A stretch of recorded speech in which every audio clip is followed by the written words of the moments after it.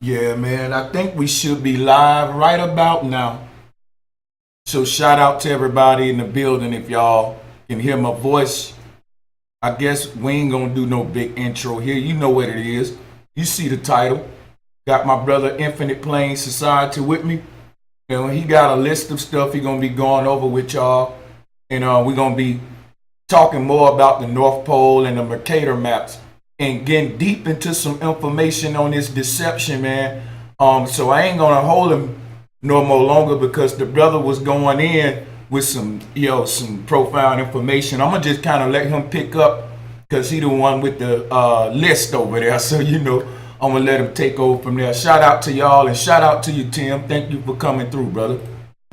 Hey, thanks, Bro Sanchez, for having me on. Yeah, I always go to your channel for good content. I remember when I first started speaking on these topics, specifically about my contention that the space program is just another mask for the Roman polytheist, is the NSA. Yeah, it had to be something. We just dropped off, but we back on, and the brother gonna pick right back off just on the last part where you was before I said, hold up a second. We Sure. reconnected. Okay, so yeah, so the other night, I'm actually I'm talking with some individuals with the Exploring Again thing. Go to exploringagain.com. This is a group of people who are basically realizing that, the debate's the debate. You can sit and debate all day, but what if you ask the question, well, what if we're right or what if we're wrong? We're not going to know because we don't have enough information. We need investigation. We need exploration. So we start looking into stuff, and I'm taking a second look at the North Pole. And I remember there's this Mercator map where it had the North Pole marked by this giant, like black magnetic mountain or something. So I remember that particular map, and I'm like, wait, that's Mercator's map. The guy who gave us the map that we're all used to also had this North Pole thing that's completely different than what you see today. You go to Google Maps today, and there's just a big hole up there. There's nothing there. And so as I dig into this, I find out that Mercator was advised by John Dee. And I never would have put these two together. And John Dee, if you're not familiar, was the court astrologer to Queen Elizabeth. He was a spy, the original 007. And he was someone who was known to practice magic, like summoning, whatever you want to call them, angels, demons, black mirror, candles, seances, and all that stuff. And he was apparently, and this is his own records, John Dee is apparently communicating with these angels who are telling him how he can take over or dominate the world. John Dee actually coined the term British Empire. British Empire came from this guy, a magician. And so this magician is an advisor to Mercator over the polar exploration. And so the Mercator map has that big magnetic thing in the middle. It has that interesting configuration of these like 4 areas with rivers leading inward. And so I'm thinking, okay, well, that's not something we should ignore if it turns out that the very globe itself and the person who was advising all the major voyages of exploration was being advised by the father of Western occultism, John Dee himself. I mean, Aleister Crowley and everybody you hear about from the 20th century, they were following in Dee's footsteps. So now I'm looking at, I guess you could say, what are the occult origins of the globe? Is the globe itself more than a map? Is it a spell? I think it's stuff worth looking into. John Dee and Mercator.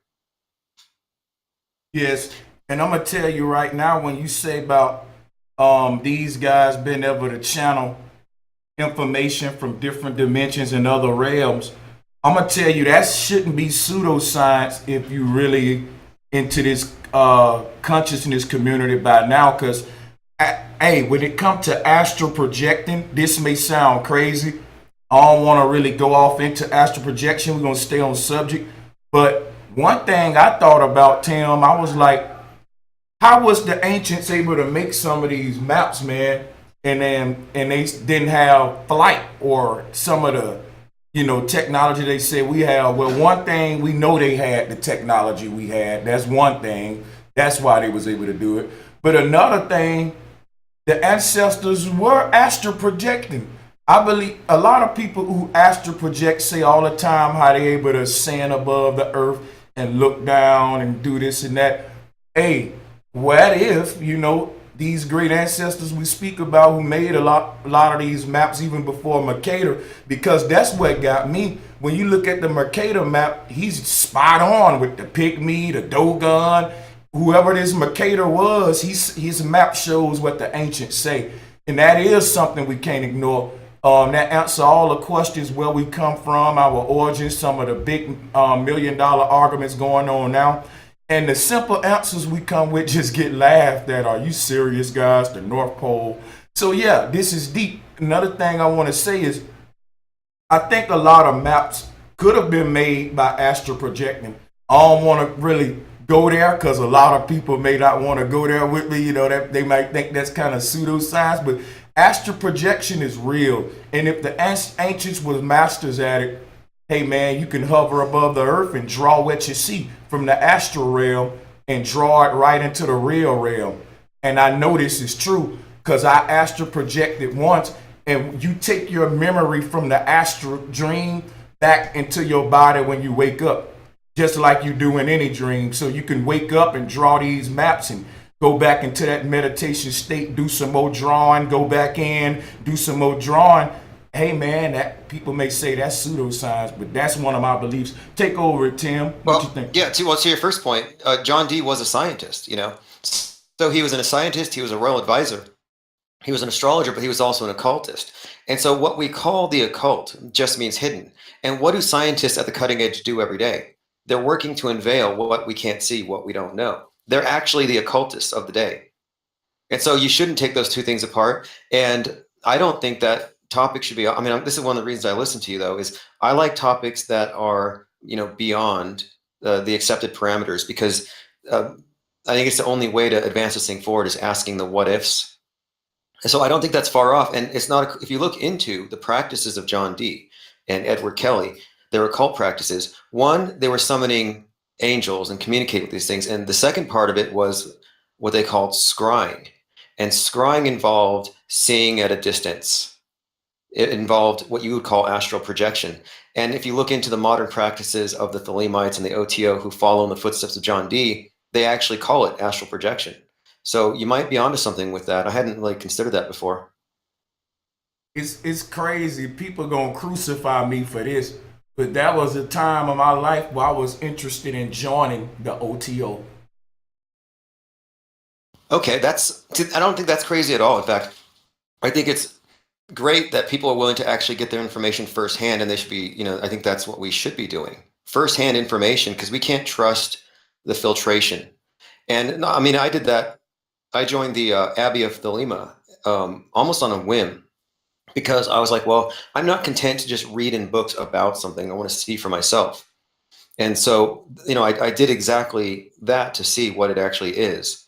And it's basically just a Masonic organization, but it's more couched in Egyptian than anything. It's more Egyptian than Judeo-Christian, because Masonry is very much based on Old Testament. But, it's the same structure. It's an initiatory system. You got your degrees, you got your little social network and stuff, a lot of yoga and all that. But I mostly went because I wanted to access the libraries. And that's where I studied John Dee. And I kind of put that information to the side. So I studied Dee and Kelly, Enochian magic, scrying. I studied this stuff in depth. And then I kind of put it to the side. And then just like a month ago, I'm taking a look at the Mercator map, John Mercator, and I find out that from the time that John Dee was like 20 until like the end of his life, he was friends with Mercator and advising him on these trips. And I got to thinking, how is this astrologer advising this guy on a voyage to the North Pole? Like, what does he know from back here? And now that I'm thinking about it, you might be onto something. I mean, I don't want to necessarily, go totally off the rails, but this astral projection topic is fascinating because, or it could be something else too. It's been suggested, and I'm reading a book about it called The Angelic Reformation, and it's about this particular character, and it suggests that, well, maybe a lot of what they're reporting as scrying and astral projection might just be a cover, like a cipher for more mundane things. Like maybe the way that they were revealing the fact that they already knew the land that was there is they're pretending that they're getting it, like they're pretending to discover it, like they're parsing it out. But regardless though, it's definitely not something to overlook. In this character, and so have you caught up with this TV show called Strange Angel? No, I haven't It's been on caught up with. CBS. Okay, a Strange Angel is about Jack Parsons, and he was the guy that one of the founders of JPL, one of the progenitors of modern rocketry, and he was a member of the Thelema organization. He was a student of Aleister Crowley, and he was one of the guys who was pretty much, they say, one of the guys that helped put us on the moon because of his innovations in rocketry. But at the same time, he was an occultist. So I find this all very fascinating when you find out that the people who are there to shape our concept of the world and the universe are all a part of this same clique. And what is that clique? When it comes down to it, what is Thelema and what is the space program? And I'm saying it's the same thing. And what it is, it's Mystery Babylon. You know, the rocket is an obelisk. Hey, Like, ooh, that's so deep. It's deep because when you say the rocket is an obelisk, when you think of how the obelisk was kind of like a landmark in the ancient community back then, where they used it to navigate through the town, of course, the same way you would if you was in a new city. You would use the nearest landmarks and stuff, but also the way the shadows of the obelisk hit the ground, you can actually tell time, all of this stuff, and the spiritual things that they used it for. But the crazy thing is where it's deep, because when you say the rocket is the obelisk, that is powerful, because I have even heard people say that, it's we in a society of phallus worship. Let me quit beating around the bush. Let me just open up my mouth and just talk. Damn it, the people in charge worship the phallus. That's what the obelisk was. And the crazy thing about it is the rocket is the new obelisk. Is all phallus worship. If you look at the wings at the bottom, that's your balls, man. And when it blasts off into the darkness, it's penetration.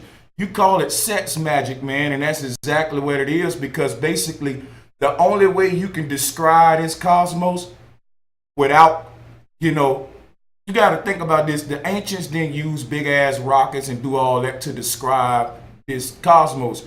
They looked at themselves to see what the earth was on a macro level. And I think that's profound, because when they looked at man and woman, they saw sun and moon. They saw the two halves of the DNA strand. And that's why I got this picture of the Mercator map next to the sail, because the placement of the North Pole on the Mercator map would be exactly where DNA is located on the sail. And a lot of sail earthers are saying this, but they ain't quite. I think Flat Earth got it, man. I think we got it, because we tying all these models together when you look at it. This is sail Earth that we actually teaching y'all right now, because the North Pole at the center would definitely be the DNA, or the tree of life. And that's what I was going over in that last live stream, when I was saying that these maps of the Earth are the Earth's biological makeup. Just like when we was playing Operation, and you had all of these organs inside of this body, you had to put them in the right place. What if you bought that game and it didn't come with all the pieces? You'll never win the game, because you don't have all the pieces. Well, when you was born, they took some of the pieces off the map, and the missing puzzle pieces. If you think about a puzzle piece and then look at the Dogon Kanunga, look at the Mayan cosmos, which they call in the Mayan sun calendar today, you will see that the Kanunga, the Mayan symbol of the cosmos, shapes exactly like a puzzle piece. A puzzle piece is actually sacred geometry of the Kanunga. Think about what I'm telling you. It's a double trident. When you look at a puzzle piece, it looks just like DNA. And the missing link is truly that. It's a missing puzzle piece, an ancient symbol that would be a puzzle piece today, called a Kanunga, and that's the missing link. And it's very deep. This stuff will make the hairs on your skin stand up when you fully grasp what I'm telling you, because the missing link, or this tower, when they said that the tower was knocked down in the Bible, that they said that God got mad, right? And God knocked the Tower of Babel down, and he made the people not understand each other. The Tower of Babel was the secrets of the North Pole. Every human on earth at one point had a symbol for the North Pole, And the North Pole had its own language that connected us all beyond our language barriers. But when they knocked down the Tower of Babel, that was them going around the world on crusades, destroying all the information of this symbol, of this DNA symbol. DNA don't look like a fucking number 8 under a microscope. I don't know if y'all know that. This symbol that you getting of this coiled up little hourglass, it's an ancient symbol that represents DNA on a micro level, and you can also see it on a macro level. But this is not what DNA look under a microscope, people. This is an ancient symbol that represents the earth. I'm finna pass the mic back to IPS, but I'm gonna end on this, right? The missing link is real deep because we playing a game without all the pieces. That's why we ain't been winning at all. You can't win till you go off the board. Today we call that going off the map. You say when you get conscious, I want to go off grid. Going off grid ain't what you think, buying a survival kit going in the woods. Really, when you got salvation and go off grid back in the day, you go beyond places on the regular maps that they teaching the slaves about. If you go by the modern day maps that they teach you in school, you only seeing 25%, if that, of the earth. It's so much land off there, and some of these people they telling you dying ain't dying. They dying in this world to be born off grid in another continent. So they just going, you know, a lot of these people, they in societies and shit. They want to go to some of these other lands. They probably met a woman over there. You don't know about this land. And they leave their whole family. Their whole family think they dead. These people got a whole nother family on another continent.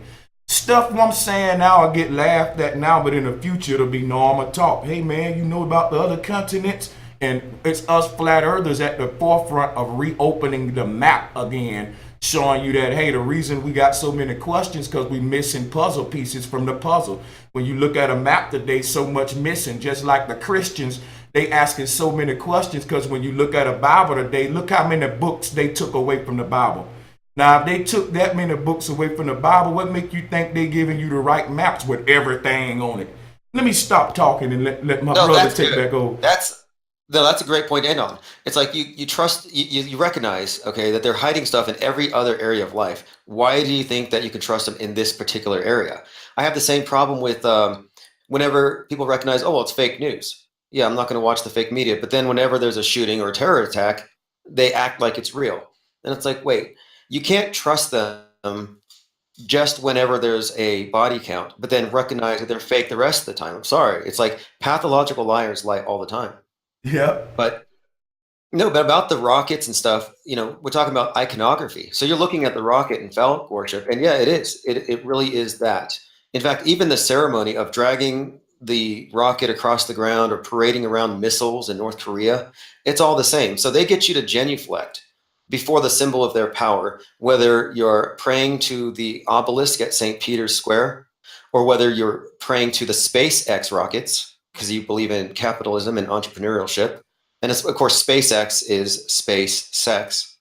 Or if you're worshiping, the Cape Canaveral rockets going up, whatever it is, in some way they have you recognizing the glory of the state, the power of the market, or the fear of the enemy and his big nuclear warhead, which is just another obelisk. So in every one of these instances, even without recognizing it, you're actually genuflecting before their main idol, whether in terror or in respect. And of course, that's the Savior. So here's where I take the analogy. They used to say that the world is fallen and the flesh is fallen and that we're all sinners and we need to be saved. Well, who saves you? The sun god with his obelisk, right? Well, now they tell us the world is doomed because of pollution. So who's going to save us from a world dying of pollution? The obelisk. Elon Musk's rocket that's going to take us to Mars, his space ark. They actually call it the ark. And so I'm looking at Elon Musk and the space program as now the new saviors. They're going to save us from world catastrophe. So now, is it a coincidence that the saviors of today also have obelisks? No, it's not. They just replace sin with pollution. It's like a blueprint. You sure know, right? Yeah, it's deep stuff because when you think about like the Elon Musk, the Neil deGrasse Tysons, man, you just dropped the dead on the head. These are your saviors. It's deep because when I was into the Bible, um, you had these sort of gate guards, even that the Bible spoke of. They call them Pharisees, Sadducees. And it's like always this red and blue. You got Democrat, Republican. You got your creation scientists, then you got your evolution scientists. But at the end of the day, they all serving the same beast. You got Christianity and Islam. It's like they funneling all of your questions back to this same damn uh, heliocentric model. When you think about it, man, that's what religion is. Think about it, right? The reason flat Earth's so important because it ain't about the shape of the Earth. This gon' really hit a lot of people in the wrong way. But think about what I'm saying. It's about the shape of the creation. Because think about this, right? To understand the shape of the creation is to now understand the shape of the creator. Now, they tell you that the shape of the creator looks just like whatever culture that's dominating. I mean, if you in a European dominated land and the shape of your creator is, a white guy, blue eyes. If you in the Middle East, hey, you look like Allah. You in Asia, your creator may shape like an elephant or it may shape like a four-armed lady. For the most part, it'll shape like a fat guy named Buddha, and he's Asian. But they say we was made in the image of the creator. I do believe that we're made in the image of the creator. That's why the human body is similar to the same symbols that the ancients used for the earth. The earth is a pentagon just like the body. But we talking micro, macro, but what I'm saying is these shapes are the language of God. When you talk about sacred geometry, these shapes are the foundation of all your mathematics. So you understand when you reach the higher studies of math, they bring the shapes into it. There's a study of math called geometry, and geo is talking about the earth. So when you deal with sacred geometry, you dealing with the sacred shapes and the numbers of the cosmos. You can't see infinity, but there's an equation for it. And the crazy thing about it is they got us with the wrong equations today. The crazy thing about everything I'm saying is it's all about the shapes of the earth, and which is the shape of the creator. We don't know the nature of the creator because there's a barrier between us and the creation. In other words, the creator is the entire creation. And to understand what the creator is, you got to study the creation. So no human has really had a real relationship with the creator because our understanding of its creation has been corrupted. Yeah, that's one of the reasons why I say we can't really have a perfect model. We can't know everything because everything it's beyond the capacity of any one perceiver. And so you have all these different competing religions selling us on a total package for everything, a total explanation. And heliocentrism and in modern astrophysics is just the latest iteration of an old system of telling you from the priesthood, oh, we've got an explanation for everything, but you got to come to us for it. So they try to monopolize truth. And I think when they do that, they humanize the creator and they bring it down to a very mundane level where it's a wrathful, jealous thing. And you notice, like the wrath of God is there to punish the sinner. And now today, what have they done? Like everything else, they replace the wrath of God with the wrath of globe. And now it's not to punish the sinner, but it's to punish the polluter, which is the same thing. If the purpose of the church is to reduce sin, and it's not. I mean, the whole purpose of the global warming agenda is to get people to produce less pollution.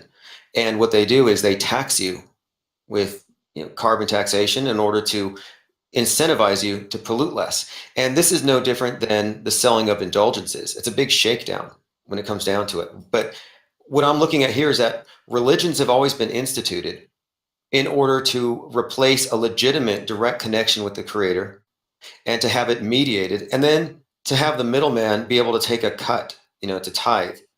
It's a money-making operation, and it's just another form of monopoly. And I think it's based upon creating a fundamental misunderstanding of the nature of man and our connection to the universe. Like you're talking about this connection. I'm like, well, like alchemy. You look at alchemy. How many times do you see the sun and the moon, on these various like Masonic trestle boards, or they're combined in an eclipse?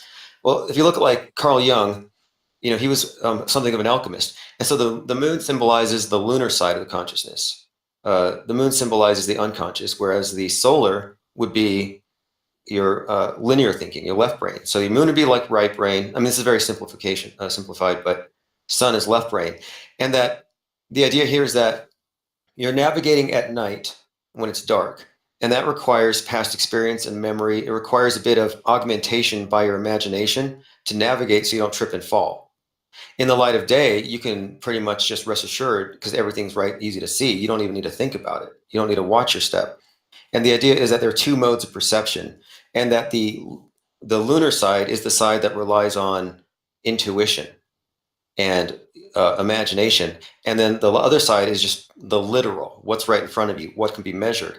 And so in alchemy, the idea is you use the left brain and right brain as models for two modes of thinking, and how do you synthesize the two? How do you shine a light of logic and reason and science into the unconscious and understand what's actually down there and correlate the contents? And that's what alchemy has always been about. It wasn't really lead into gold, but it was transformation of consciousness. And you do it by looking into the shadow. And that's what Jung was all about. But I think in a very real way, there's a reason why we have the term lunatic.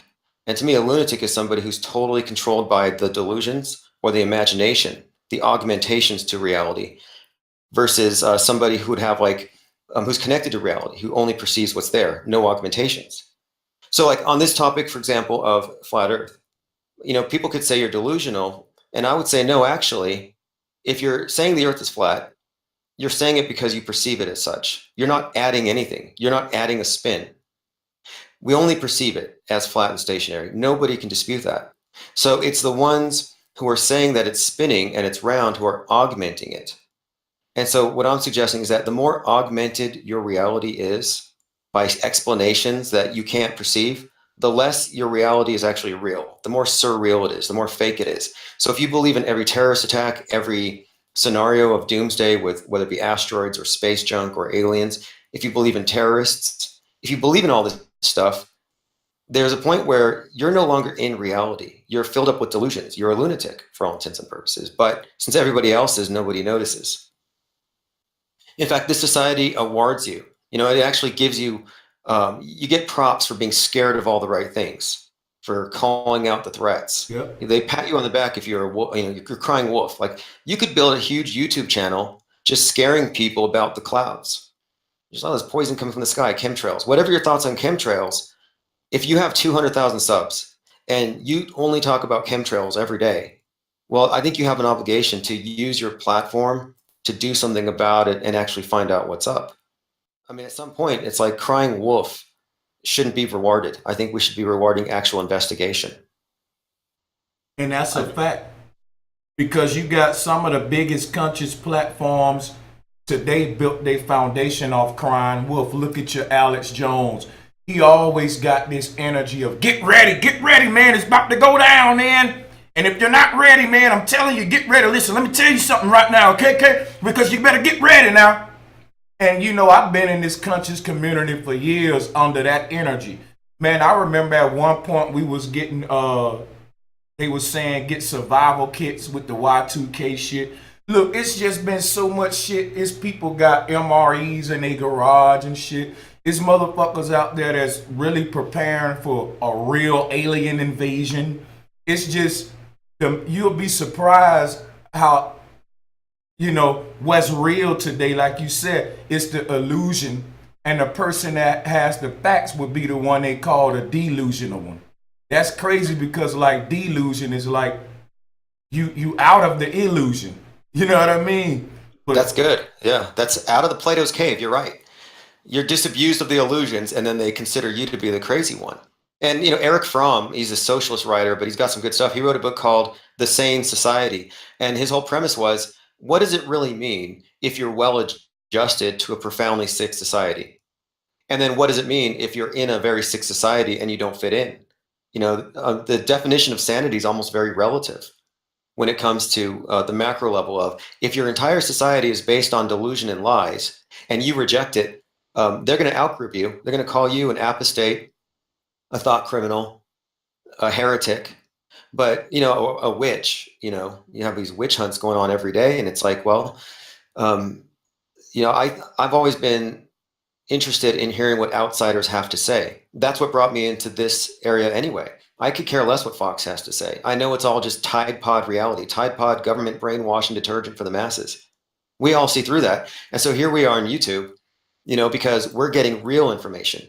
I look at the CIA as an extension of just the mind control apparatus. And so I've been thinking what we really need is a DIA, decentralized intelligence agency. And that's us. We already are the DIA, and we are closer to reality than any of their intelligence agencies because they are there to blind us, and they hate what we have, and that's why they shut down our channels when we discuss certain topics. That's a fact. It's deep because they got us addicted to fear. And I know we hear that a lot, but man, when I say we're addicted to fear, fear is equivalent to wisdom today.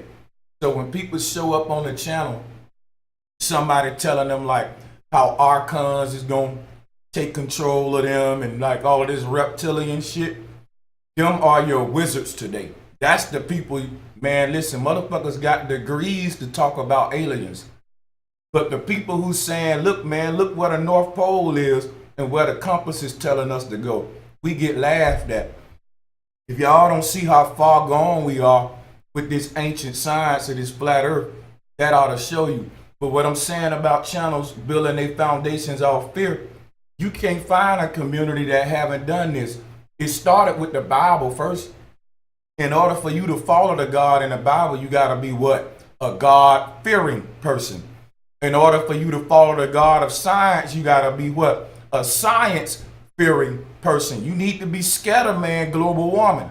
If you're smart and intelligent, you would fear a future meteor strike. If you were smart and you were intelligent, you would fear overpopulation and think towards, sustainable depopulating solutions if you were smart, today. That's how they, got us. So the person that's promoting the fear got all of the degrees. Look at your Black conscious community. I got to throw this in here real quick. They promote fears of takeover.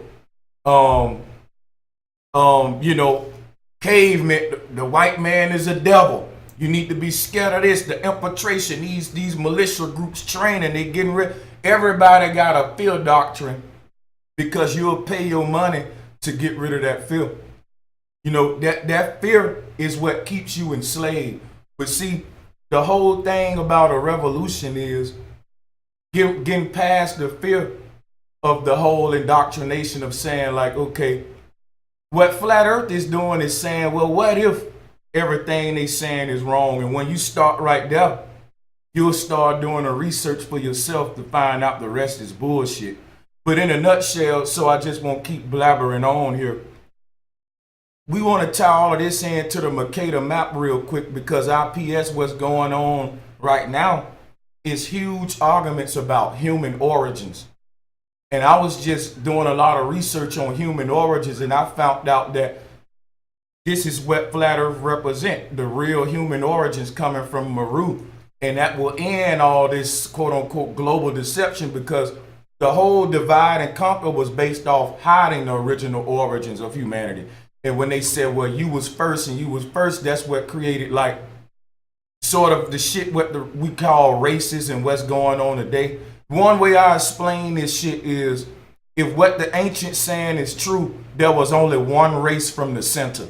All life started from the center and raced outward like a ripple effect. If you drop a rock in the water, I know you probably heard me say that. But on a globe, it's not the case. It's a diversity coming from a primitive life form. But this has the origins of where humans come from tied up into it. They say that you came from a primitive single cell, single life form. But when they say a single life form that created everything we see, they still in ancient science, right? Because that single life form was called a point of singularity. That's the North Pole. It's the primordial source. And when you say prime, you're saying one, premier, you know. And the crazy thing about it is that's the single source of this. What you see how science just flip all of this stuff around, man?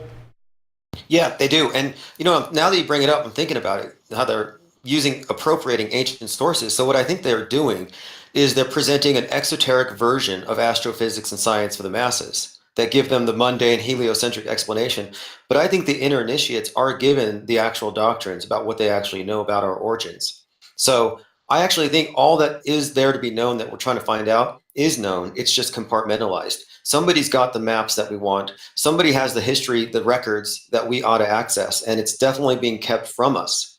And you know, we were talking about like communities that have various fears and doomsday scenarios.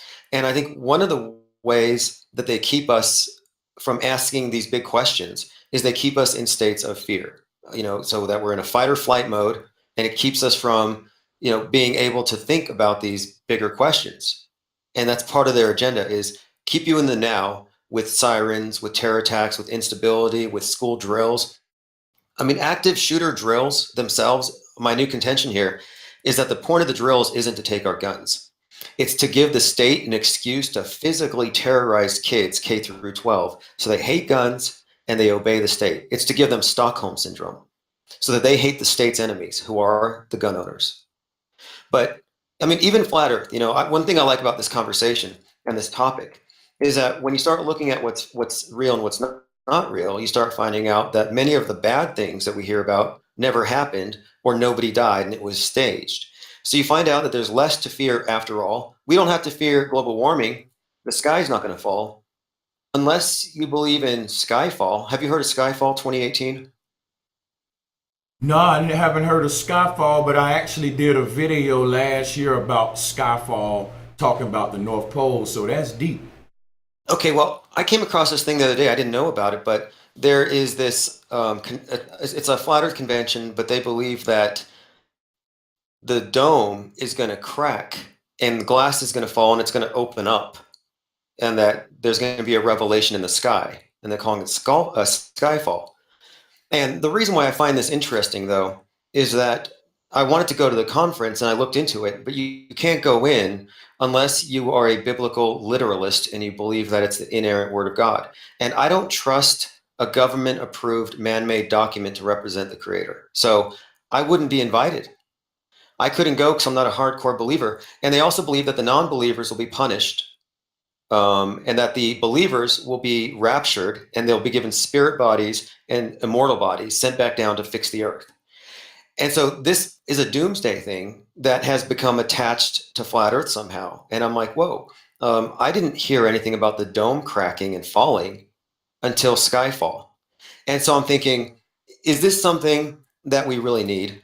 Like, do we need another the sky is falling doomsday prophecy to take something that opens up minds to inquiry and turns it into more fear? Do we need our own Al Gore to tell us the sky is falling, another Chicken Little?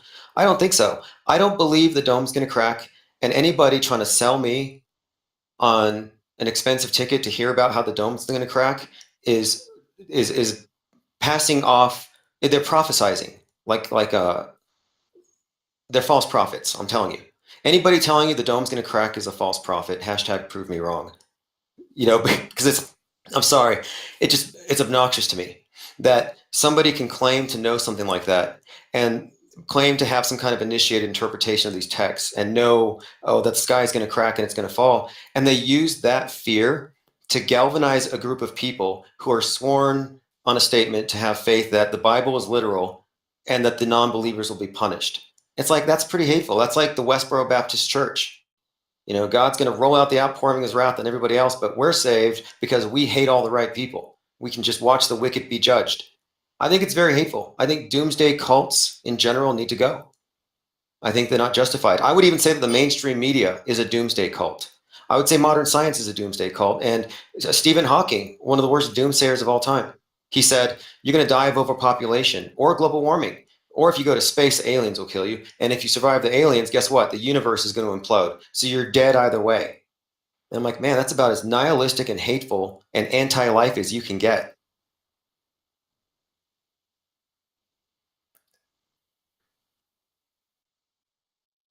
Yeah, it definitely is. I was muted for a second there. I had to unmute my mic. I was trying to find something for you when you were speaking about these doomsday guys. And what they doing, they're taking ancient concepts and they're putting fear to them. So like the serpent is something that one of the hugest fears of the day. People got a fear of snakes. You go back to the ancient day and the snake was a very revered animal, representing the sine wave. But it's like all of the mysteries and beautiful knowledge that would give us the answers to this life and this earth. They put the doomsday on it. They put a fear stigma on it to keep you away from it. So Satan got the trident. But the Mayans said that the great mother had the trident, at the center of the earth and all of that. But you find out that the word scared and the word sacred sound similar. And it's strange because a lot of things that was once sacred, they got us scared of today. You talk about these doomsday communities, how they attach fear on ancient symbolism that would really free us if they didn't attach that fear on it. Think about this. The whole thing with I was just, damn it slipped my mind. These fear, one thing that they corrupted, I was finna bring up. Yeah, the skyfall concept you was talking about. Man, listen, it's deep because the ancestors taught in so many ways that at the North Pole, the sky actually fall to create a dark tower. I got some collages and I got a couple of screen shares I can show y'all to show you how that would work so you don't think I'm crazy. But this is actually something I truly believe in. And I can go deep into that skyfall concept, but I'm going to pass the mic real quick and we can kind of bounce back and forth because I'm all over the place. No, the Skyfall thing's new to me and I'm interested in it. I was just surprised that somehow somebody managed to give a bad ending to Flat Earth. I saw Flat, because here's the thing. The entire paradigm that we're in, the fact that it's divorced from reality and all that, it's because the scientific methodology was kind of taken out of our hands and replaced with a lot of pseudoscience and scientism, a lot of explanations, a lot of fallacies, like gravity used as a God of the gaps divine fallacy to explain things that they don't have an explanation for. So they put the model first and then used facts to back it up. So, this has been a problem for a bit. So there has been a war on science from the beginning. I would say there's been a war on science forever. And that the extent to which we got out of the last dark age, the extent to which we've had any kind of elevation in our standard of living and improvement in our general conditions and in our knowledge base is a result of the scientific methodology being liberated from those who would keep us in the dark.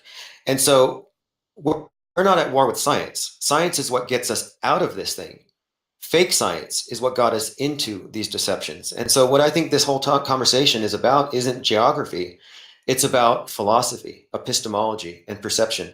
And it's about us seizing the means of perception. So it's basically taking the responsibility for thinking for ourselves because we have been served a lot of garbage for a long time, just out of habit and tradition.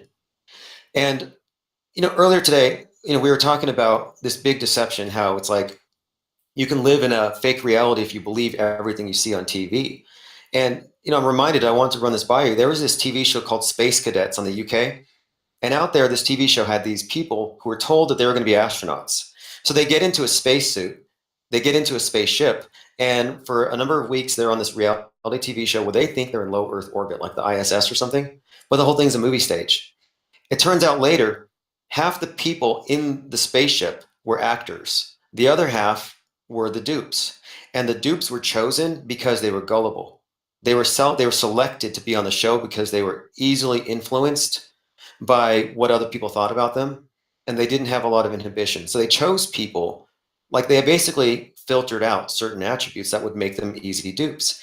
And the funny thing is, the audiences were watching this TV show. where these people are convinced they're in space and the audience is laughing at them. Meanwhile, I see people like Elon Musk laughing when he sent that car into space, saying, oh, well, obviously, it looks fake because it's so real. Well, to me, I think that we're being laughed at the way that the audiences are laughing at those dupes on that TV show. That the ones who constructed this illusion have a masterful system for keeping us in an immersive illusion. And I think 90% of it is peer pressure. Because that show, Space Cadets, if there were 10 people who were duped, they would have figured it out. Somebody would have asked a question. And what the 5 actors were doing, their job was to keep those who weren't in the know from talking to each other. So the 5 dupes on the show Space Cadets weren't able to have conspiracy theories about what might actually be because they were constantly interrupted. And it kind of reminds me of YouTube, how when you're having conversations like this, sometimes you'll get floods of chat trolls who seem to have no other objective than to stop people like us from having conversations. Yeah, it's distraction. Yeah, It ain't worse as it used to be. Now, so I've been thinking about the term religion, by the way, because one of the first things you and I talked about, this was like last year, is about how religion has caused some people to stop thinking. And so my definition of religion is now divorced from spirituality altogether. When I think religion, I think regimented worldview. So religion is a worldview that's been defined for you. So you go through your K through 12, you go through college, you believe the MSM, you believe in everything you saw on a green screen. Well, that's your religion. And the media, to me, is the state church. That Bill O'Reilly, Megyn Kelly, Rachel Maddow, Limbaugh, these are your priests and your pastors of different denominations, just basically telling you what the elites want you to know, what the authorities say is your daily news. And they don't like you taking your information from conspiracy theories because those aren't in the book. Those are apocrypha or non-canonical texts. And it's all about controlling the narratives of the day, this state church, which is the media. So, lately I've just been looking at this concept of, how religion constrains people from looking at things for themselves. And earlier you were talking about how you have all this ancient wisdom and ancient symbols that are being demonized by biblical literalists. So, for example, you're talking about the symbol of the serpent. Well, it happens to be the case that you couldn't go to the Skyfall conference if you're not a biblical literalist because in their view, what you talk about is evil. If you talk about anything other than straight up biblical spirituality from that perspective, you're considered to be pagan. And that's one of the things that I have a problem with when it comes to religions is that they're not content to have their own vision. They have to destroy everybody else's. It's a fact, and they would call me pagan today. But really, it would be more like Megan, because pagan would be patriarch or centered. That's what we once called heliocentrists, but they flipped all the words and terminology against us. So the witches were the real scientists, but now they the pagans today. See, back in the ancient day, if you was a witch, you understood medicine. Man, you understood every plant in that forest. You was bright. Like you had degrees of wisdom about the earth. But when the heliocentrists took over, the witches was called pagans now. And the real pagans are called scientists, which is another word for witch or wizard, would be a scientist. Or when you say a genius, the root word of genius is genes, because the geniuses in the ancient day could tell you the origins or the genetics by talking about the genie. And that symbol, that deity that we call a genie or that Nagini, that serpent, is the sine wave. And by studying the sine wave, you can understand the origins. By studying the genie, you unlock the genetics of humanity. They want you to think you come from monkeys from space. You're a space monkey. You come from a chimp in Africa that come from a rock that landed in the ocean with some germs on it, and it cooled off to create all of these beautiful, diverse cultures with intricate languages and art forms and music. You got to think that most of the world actually believe that there is no intelligent creator because of the foundation of their science. When we talked about the skyfall earlier, I put up these pictures in front of you so that they won't confuse you. What happened? The dome could never crack, just like water could never shatter. The dome isn't made out of a material that we would call quote unquote physical.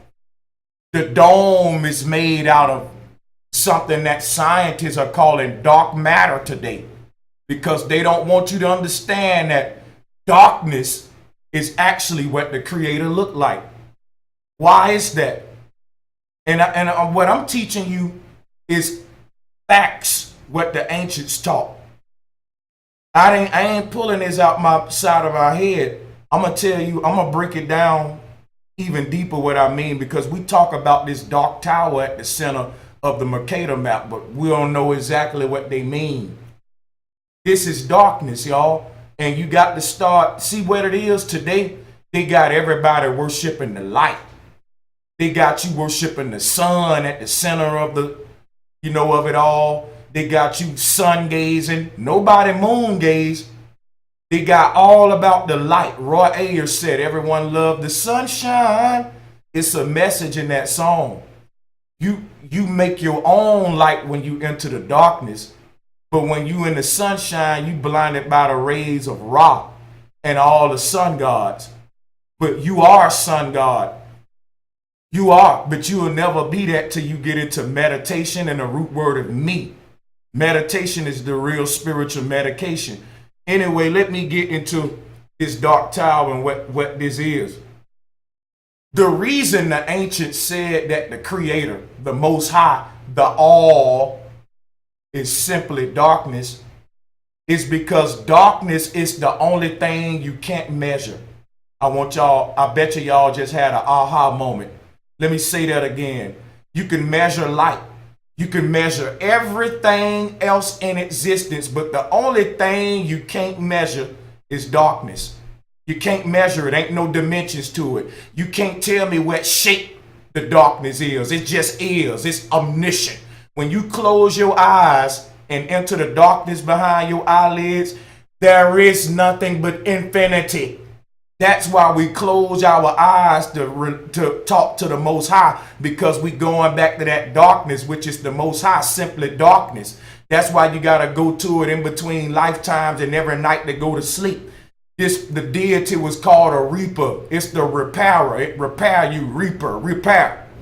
And every soul in and out of lifetime take a trip to this dark mountain. This is your spiritual Hajj. You take it in the flesh. Some Muslims take it to Mecca, to the dark stone, the Kaaba stone. But they telling you what happened in the afterlife, that magnetic vortex at the earth. Your spirit is so light that it can't escape the vortex, just like this blender showing you. If there was some ice cubes in this blender, they would go around and follow the circuit of that vortex, just like the sun and moon and all the stars. This is what the swastika is showing you. So integration is something that the Freemasons and all of them preach against. We know that you got your blacks saying don't integrate with the whites. Whites don't integrate with the blacks. This divide and conquer tactic is why the people ain't been able to rise up. Because when I was in the military, I was a black man who integrated with whites, Mexicans, Asians, and even Indians to go kill other continents in the name of America. But when I got out of the military and went back to try to learn some knowledge about God and ended up in these conscious communities, guess what I learned? Don't trust them white folks. Don't integrate with them with nobody. You got to worry about the black man. Why am I saying all of this? Because without integration, we're doomed.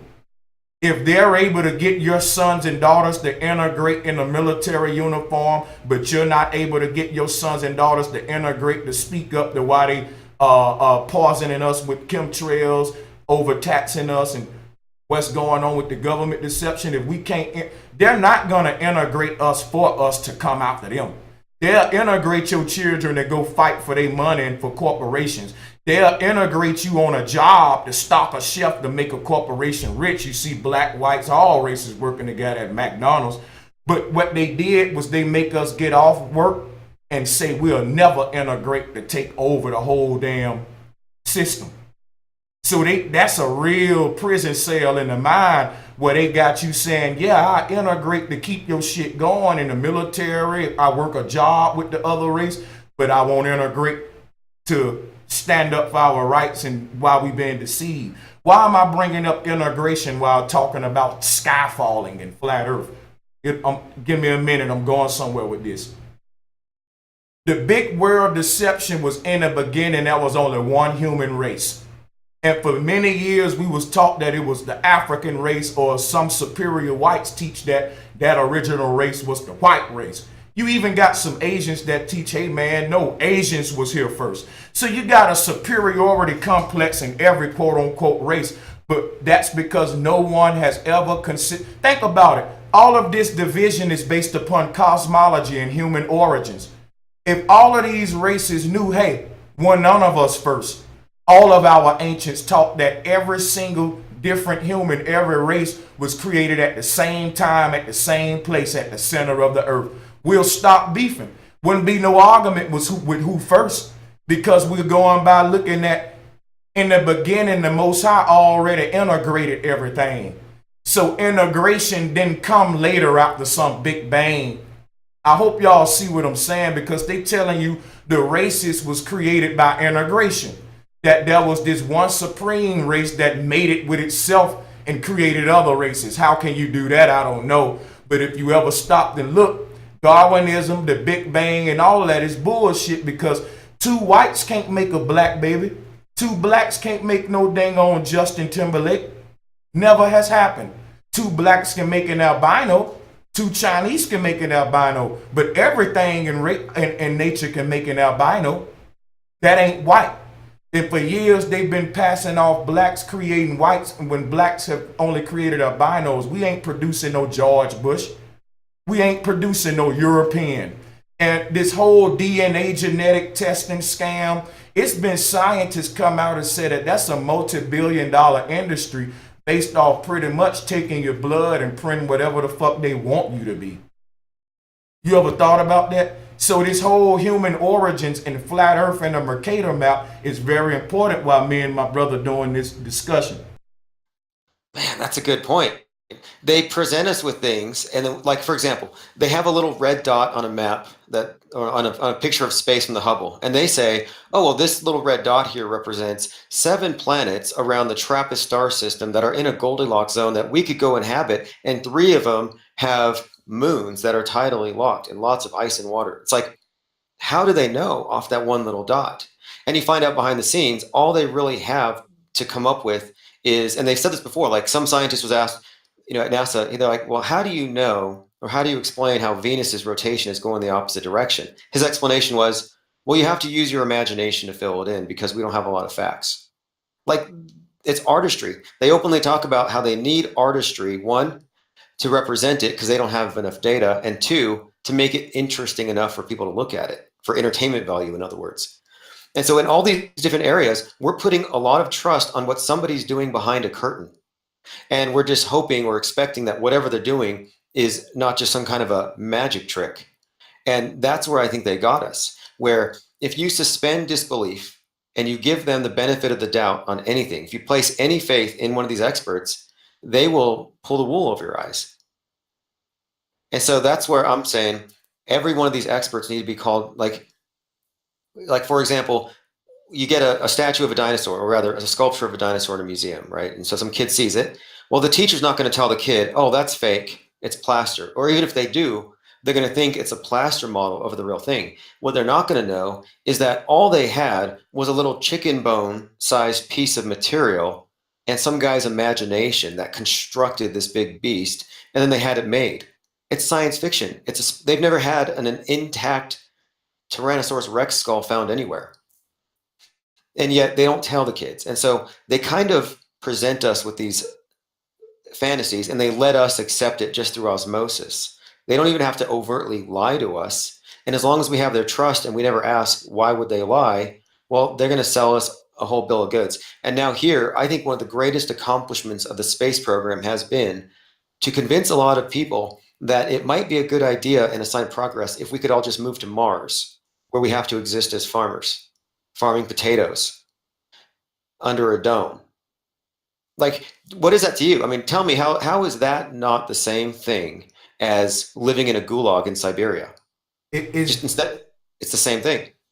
man, it's deep that you're talking about going to Mars to live on a dome and all that, how they create these dome worlds like on the moon and stuff while denying that we inside of a terrarium here. That's deep, you know what I'm saying?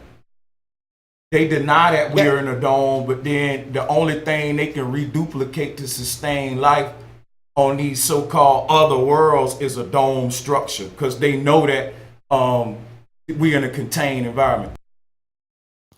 So what do you think about, what do you think we would find if we just kept going south? You know, remember Admiral Byrd talks about finding another landmass the size of America beyond the South Pole and all that. Do you think that if we keep going, we're going to hit some type of like material barrier or darkness or Yeah, what? well, I'm gonna tell you what I think. I don't think the firmament is a barrier. I think that it's just a bar. So when we say barrier, let's just stop at the first three words. It's a bar. It's a step. Like you have to take each step to go up your steps in the house, and that's what I think it is. I think it's just a barrier or a bar, but I don't think that it's blocking us from accessing what's beyond it. And I do think that there are many. I think we're on an infinite plane, and the further you go south, you may leave this bar and enter another barrier. What I'm looking at Earth is what we're calling a world, is a bunch of land masses surrounding a pole, like a bunch of ships at a dock or a bunch of bees surrounding a queen bee. The continents we on are living creatures. The ground you walk on is alive. That's why you put shit in it and it grows.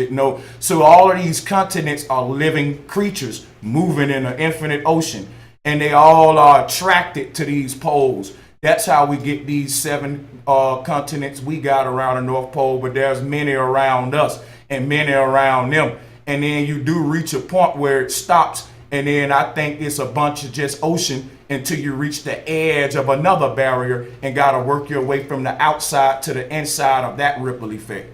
I hope I'm painting a good picture in my mind. I think there's a bunch of ripple effects across an endless, infinite ocean. And each of the ripple effects have a world starting from the point of impact where the rock is, creating a pole, and then every ripple outward to the end one is just that world. I think it's like Saturn, a bunch of Saturns across an infinite ocean, and all of the different rings is a different world, and we in one right now. Now, I do think you can go amongst and travel how you want to, but I think when you reach a bar, or what we call in a torus field or an ice ring, we got them as ice rings. I do think that these bars or these barriers, there is some kind of, you can't just go into this other ring. I do think that your body got to be built to pass over, and the religions teach us about that. You can't just be initiated to the next world till you get your body right, learn to fast, do this and that. I don't think it's a barrier. I think nature is protecting us for trying to cross through to this other world, because you'll die if your health ain't built for the great passing over. And I think that these religious ceremonies of the Passover is really us passing through these ripples or these bars, traveling in amongst these worlds, because when you leave one ring and go into another one, you actually leave in a different sun and moon system. So your body will be affected, some kind of way by just coming from this world and then crossing over to a whole nother damn sun and moon system. I'm pretty sure that the ancients trained their bodies some kind of way through fasting or something before they just went through these areas, just like the astronauts say, okay, we got to train and get ready before we can go into this other moon world, because the conditions is different from the body. They telling us the truth, but in a different way. Like, I think, you see what I'm saying here? Yeah, that's good. And you're right, telling us the truth in a different way. They have an esoteric interpretation for what they're feeding us. And yeah, I do see what you're saying. And interestingly, we were talking about John Dee earlier, and in his cosmology, we are surrounded by what he called ethers, like 30 ethers, and that to pass through each one, you have a systematic degree system to prepare you for what's there. I mean, to me, it's all, interesting stuff. I never really understood the practice of it, but he did conceive of the world as being a series of like concentric rings,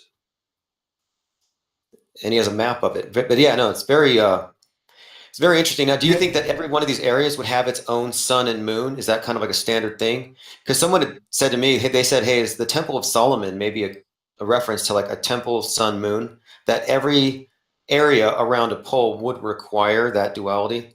Is that like a feature you think? yeah, I think that what's separating these worlds is what I would think about it. We're born into a world where we start counting 1, 2, 3, 4, 5, 6, 7, 8, 9, 10. Now, I don't know the last number in our numerical system, but I know we got something called infinity, right? If me and you started counting right now, IPS, where you stop counting that and where I stop counting that gonna be different. But we're gonna stop before we get to infinity because I don't know if you'll reach a number that you know what I mean. Basically, let me simplify what I'm trying to say here. Where our numerical system stop and we say, well, that's just infinity. It's only infinity to us, and it's where one begins in the next ring.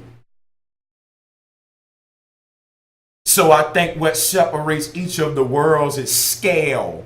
That's why they say that giants live on the outer rings. Because if you look at what separate the worlds right here in our little circle of continents here, is scale.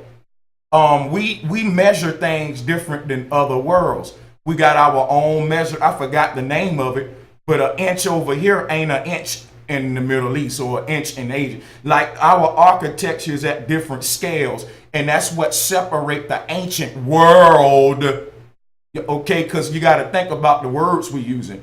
That's what separate the ancient world from the new world is architecture, design, mathematics, scale.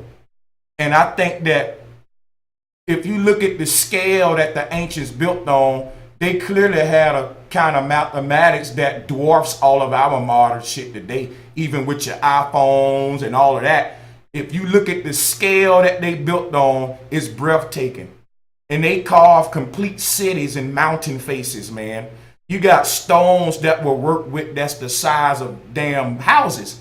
And this is just one stone. That's and they want to know how did the ancients build this? They understood something that once we understand it, I think we won't even have to try to physically go to those outer rings. We'll just astral project there. Because I think real talk, another thing about these other worlds is that we're already existing there asleep. They show us this in movies all the time. They'll wake a person up and they'll say, how long have I been asleep? They'll be like, you've been asleep for 10,000 years.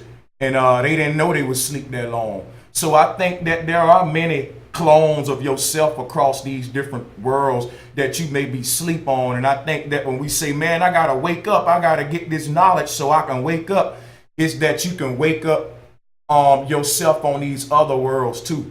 That's just me personally. I'm going into my belief. I like to have these deep talks, but I do think that we can cross over those rings in other ways, like astral projection, like shifting your consciousness to your body that sleep over there, and you'll wake up over there like, hey man, guess what I did in the inner world? They be like, what, man? See, today we call it, hey, guess what I did in my dream last night? But I think when the ancestors spoke, they said, hey, they knew where they was in the dream. They knew what world that body was in. And they say, hey, look what I did in such and such continent in the third ring. I dreamt about this. Go there with me tomorrow when you go to sleep in this world. Follow me with our body in the third world and let's sip some tea on this continent or that. Hey, I'm just going far-fetched here with my thoughts, but there's obviously more to. I was looking at something about memory on Netflix last night that'll blow your mind, but when we talk about memory, that's what we're looking at with this flat earth model. the more toward the center you go, the more toward the memory, the Akashic records, right? The tree of life.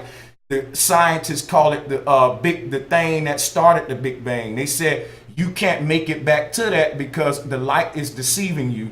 That the light you looking at is so many light years already past, and it's dead light, so to speak. I'm trying to be quick here, but there's a point of singularity, and when you go to it, you're going back to the future. So when you think about that term, back to the future, when the further you go back, the more advanced the technology and spiritual systems get. You know what I mean? I always say ain't no secret societies on the lands around the North Pole because they all know the secret. You can only create secret societies when you leave Eden. Oh, that's interesting. Okay, so I remember this phrase that I heard once because I was asking a Freemason about the lodge architecture and the rituals and what it all means, and they explained that you have your central altar on which you have 3 lit candles, and they represent the 3 directions, and then the 4th one for the north, they don't have a candle. And I said, why do you only have 3 candles lit? Why don't you have a 4th candle? And they said, we don't put a light in the north because the north is a place of darkness. And so I'd never understood, what does that mean? That the Masons consider the north to be a place of darkness, and that they leave the north side of their lodges dark. And I never had an answer for that. And so that's another reason why this idea of what you're talking about with the North Pole really kind of resonates with me right now, because it's really not in what they tell you, it's in what they don't tell you in a lot of these things. And so the regular, the everyday Mason goes to the lodge, he's going to hear that and learn, okay, north is a place of darkness.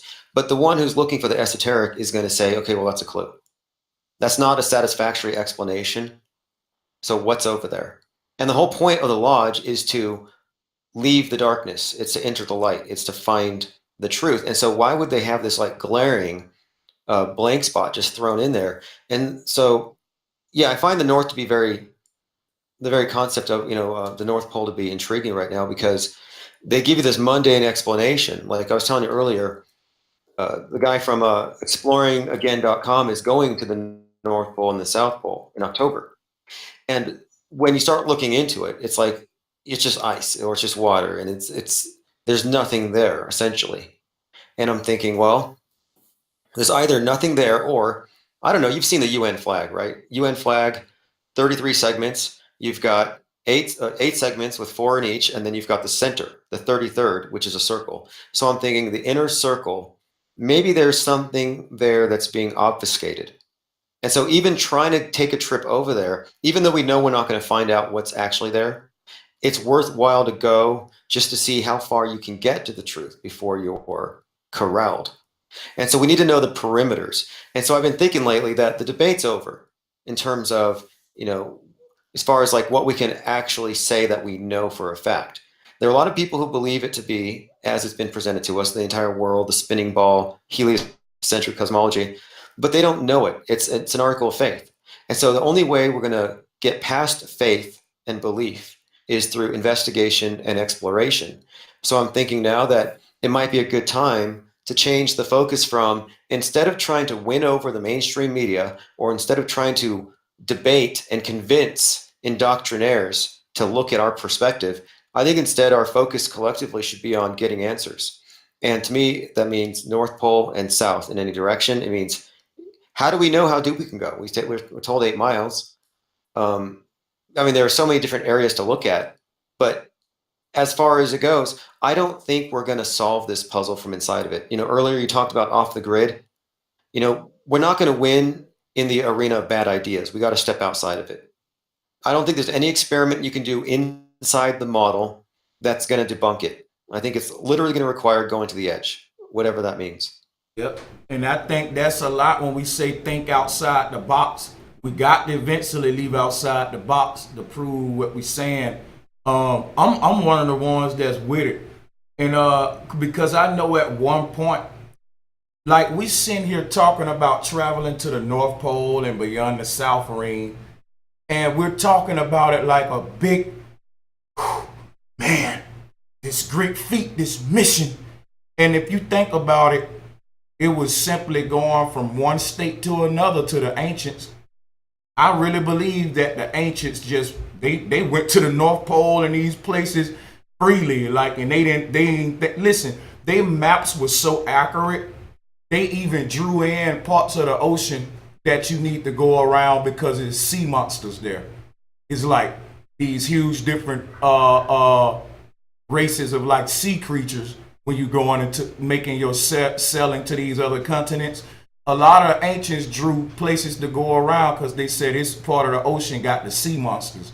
They want people say these maps just mythology and all of that shit, man. These folks who finna go through all the trouble to be making these, they was going to these other lands and they was writing in there things to watch for and all that, map legends. And if you look at the UN flag that you told us to bring up, this is the box that they telling us to think outside of. Like, that reef represent a military barrier. Yeah. And that's to keep your mind stuck into these 7 little continents when the ancient maps show lands that go way beyond. But if you think about the symbol that they use to make the barrier around this map, it's the symbol of the Caesar.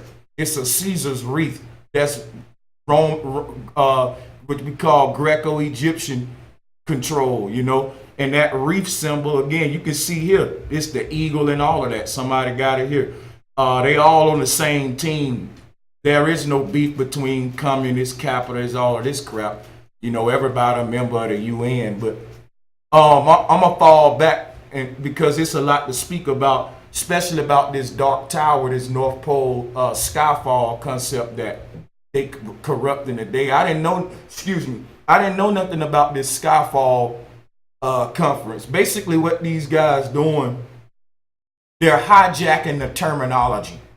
So, for example, a couple of years ago, if you went to Google and put in Black Panther, it'll teach you about the Black Panther Party, Huey P. Newton and all that. But since they came out with the movie, if you go on Google now and put in Black Panther, Marvel Comics movie gonna come up.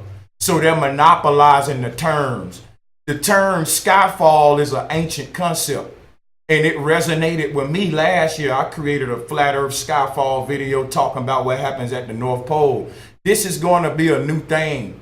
All of this stuff, we taking our time to get to it, but you better believe the Flat Earth community, the more we explore this dark tower, we'll begin to see it as the sky falling. I'm one of the Flat Earthers to go into the whole Skyfall concept. I'll touch on it briefly here before we get out of here. But basically, it was said that the sky falls at the North Pole, and that darkness behind the stars actually comes and create a hole into the earth, and that you can't go inside of it, you can only go around it. In sort of a speak, going inside of it would be like waking back up in your own darkness. It's like a portal or something. But this is what the big secret, what I think the secret societies are hiding. And I think this is how got a lot to do with eclipses, moon phases. But that's another subject. Basically, what I want to point out is, to stay on subject, I had this blender up here. And I'm going to pass the mic back so we can, this whole Skyfall thing they doing is ancient. And I think they just taking the term so that when people try to research Skyfall, they won't get the ancient truth. They'll get whatever propaganda they trying to promote under this ancient terminology. They trying to promote new stigma to it. So I think it's called algorithms, where you steal the terminology to lead people the wrong way. Oh yeah, that's a big tactic. I've seen it used all the time, and it's very, very effective. In fact, I've seen it used so many times where it's like a story comes out and then immediately a bunch of made to order canned PR puff pieces show up that hog that headline. So for example, the weekend of Thanksgiving, Mad Mike Hughes had that rocket launch planned, which was canceled at the last minute, but he had 5 Associated Press releases that day. So he was one of the #1 stories on the AP for 2017. He was even on the front of the communist newspaper in China, him and his rocket, right? Well, a few days later, Suddenly, a bunch of other stories started showing up about some guy named Mad Mike, who's a motorcyclist no one's ever heard of, and then other phrases of the word Rocket Man talking about North Korea, like Donald Trump talked about North Korea's guy, called him Rocket Man. Elon Musk called himself Rocket Man. So it was almost like Mad Mike got too much press coverage on the Research Flat Earth banner with the phrase Rocket Man, Mad Mike, and within days they buried it. So it went from, you would search it, you'd get 10 pages of stuff on Google, to it almost got buried. And that's not unintentional. I think it's just, it's a standard tactic, and it definitely works. And they're also trying to bury the term crisis actor. And you see what they're always like. I've even seen them play some pretty subtle games where they had this one video called Chatting with a Flat Earther. And this guy is no one you've ever heard of, but somehow he gets on a channel with 2 million subs, and nothing he says makes any sense. And he looks like a drug addict. And so I'm thinking the opposition hired some meth head to run his mouth and pretend to be like an authority on the subject, so millions of people would see it and be turned off. It's all subtle manipulation, psychological manipulation, the media, the games that they play. Yep. Well, yeah, they know the power of images. And like, so, even if you make a really good point, if you look bad and you make a good point, well, a lot of people will judge you on your words. But what about the billions of people who don't speak your language and their first perception of you is just a picture? Or the people who are going to hear about you from a late night talk show host, but who aren't going to hear your words? So, image is huge when it comes to mind manipulation. And the people who have formulated our surreality know, how to present things. They know how to present people they don't like in a negative light, and how to present people they agree with in a very positive light.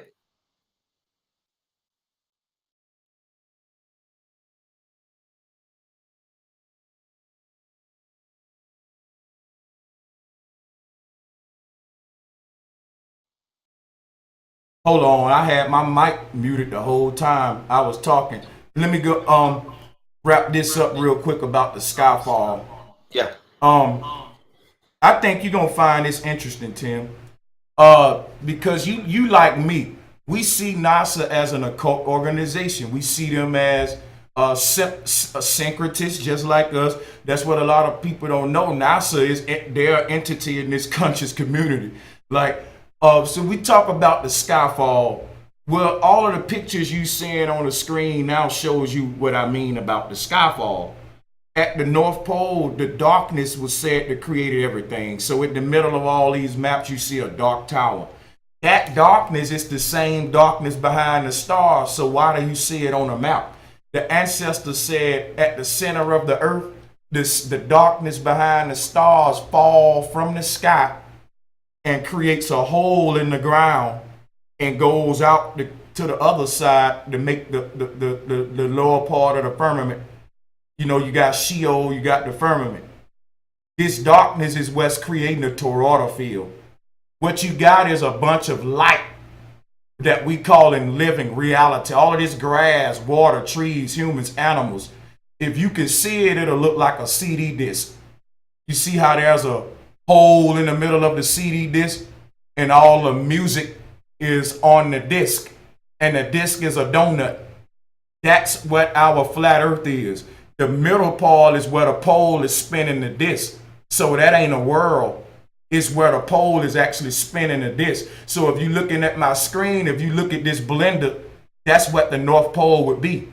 It would be a dark tower. Instead of air being the void, creating a vortex, it will be darkness itself. They call that the ether or the ether.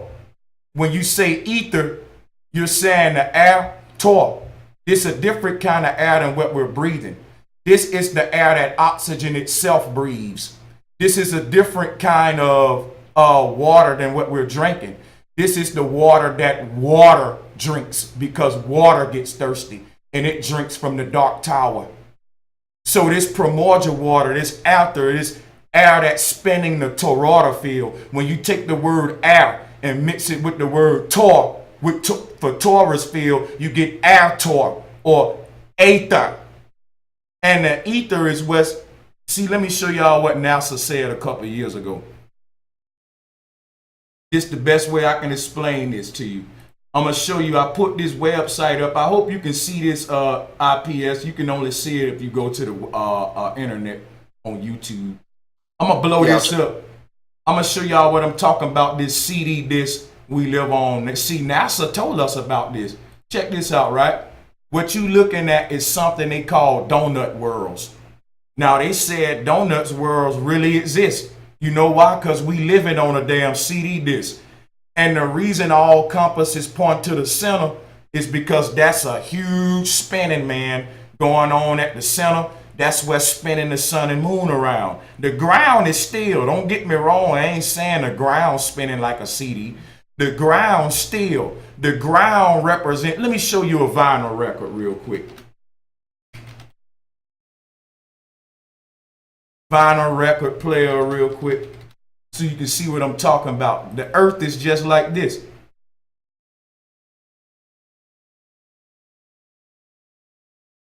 The ground ain't moving. The record is, but the record ain't the ground in the case of the flat earth. The stars is. So when you look at a flat earth ring map, each ring represent a different star system or different set of sun and moons, like we were saying, or a different song. All right. But all spinning around from the North Pole, just like this vinyl record. So that's why I always bring up the vinyl record, because NASA telling us the same thing Plato was telling us. You look at this thing here, you can see the different grooves in it. Now they got a black hole at the center. That's the dark tower that the ancestors talking about. When you say donut, I always tell y'all that's double nut. The nut is a deity and doses too. So when you take two nuts and put them together, it create a symbol like what you see in front of you. Two arches stuck together, or two nut and gabs, it'll make a number 8. They taking all these ancient symbols and telling y'all the truth with them, but flipping the truth inside out because they got you on the surface of the egg instead of inside of it.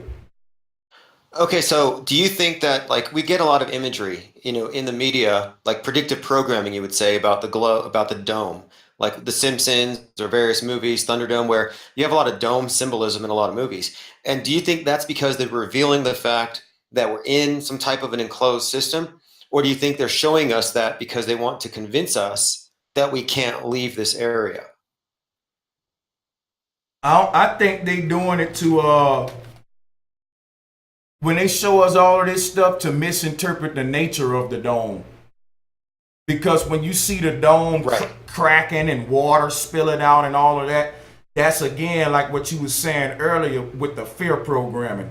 You know what I mean? They taking something that's beautiful ancient science and it's talking about the dome, which is a micro and macro concept, meaning the night sky outside and the stars, we see it as a dome with all the stars going around Polaris. But it's the same thing with the human head. It's capped off with a dome where you access your inner darkness being from the head. You don't escape to darkness through your feet. You go to the darkness with all the organs in the head or the dome, the skull.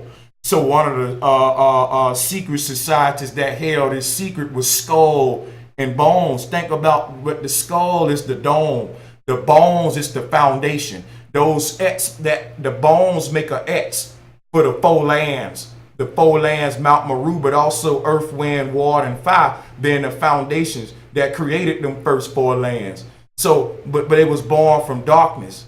So that skull represent darkness. That's why it's above the 4 lands. So when you look at the dark tower on Mercator map, it's hovering above the 4 lands.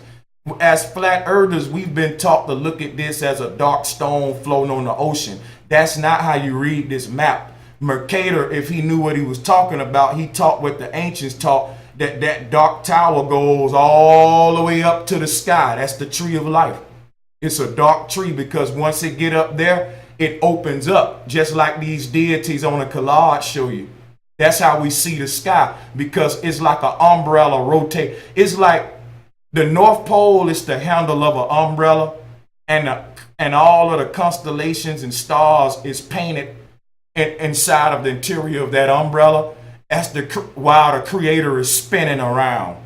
So the creator got an umbrella, and it's holding it at the middle of the earth, and all the stars and the sun and moon, all of that is attached to that umbrella, and a creator is spinning around. That's what we looking at. But you looking at the pole of the umbrella and the trunk being wet spinning is nothing but darkness. This darkness is spinning around our light, spinning around the lights. So it's hard to explain, but NASA did a good job of creating this little deception. I can use their deception to show you what I'm talking about here. If you look at this, right, what's making this donut is darkness. It's surrounded by darkness, and it got darkness in the middle. This how we get terms like "let thy will be done on earth as it is in heaven, as above so below," micro, macro. This is the darkness theory. This is the string theory, because everything is sandwiched in between the darkness. You got darkness on the outside, darkness on the inside, but this is what's spinning this light. In other words, this donut that you're looking at is spinning around. This is the Ouroboros, or the dragon chasing its tail. That's because if you was looking at our world from the creator's view, you will see a light donut spinning. You will see a spinning donut of light. It'll be like a hula hoop. You know what I mean? So what I'm saying is what's creating the shape of this light world is darkness.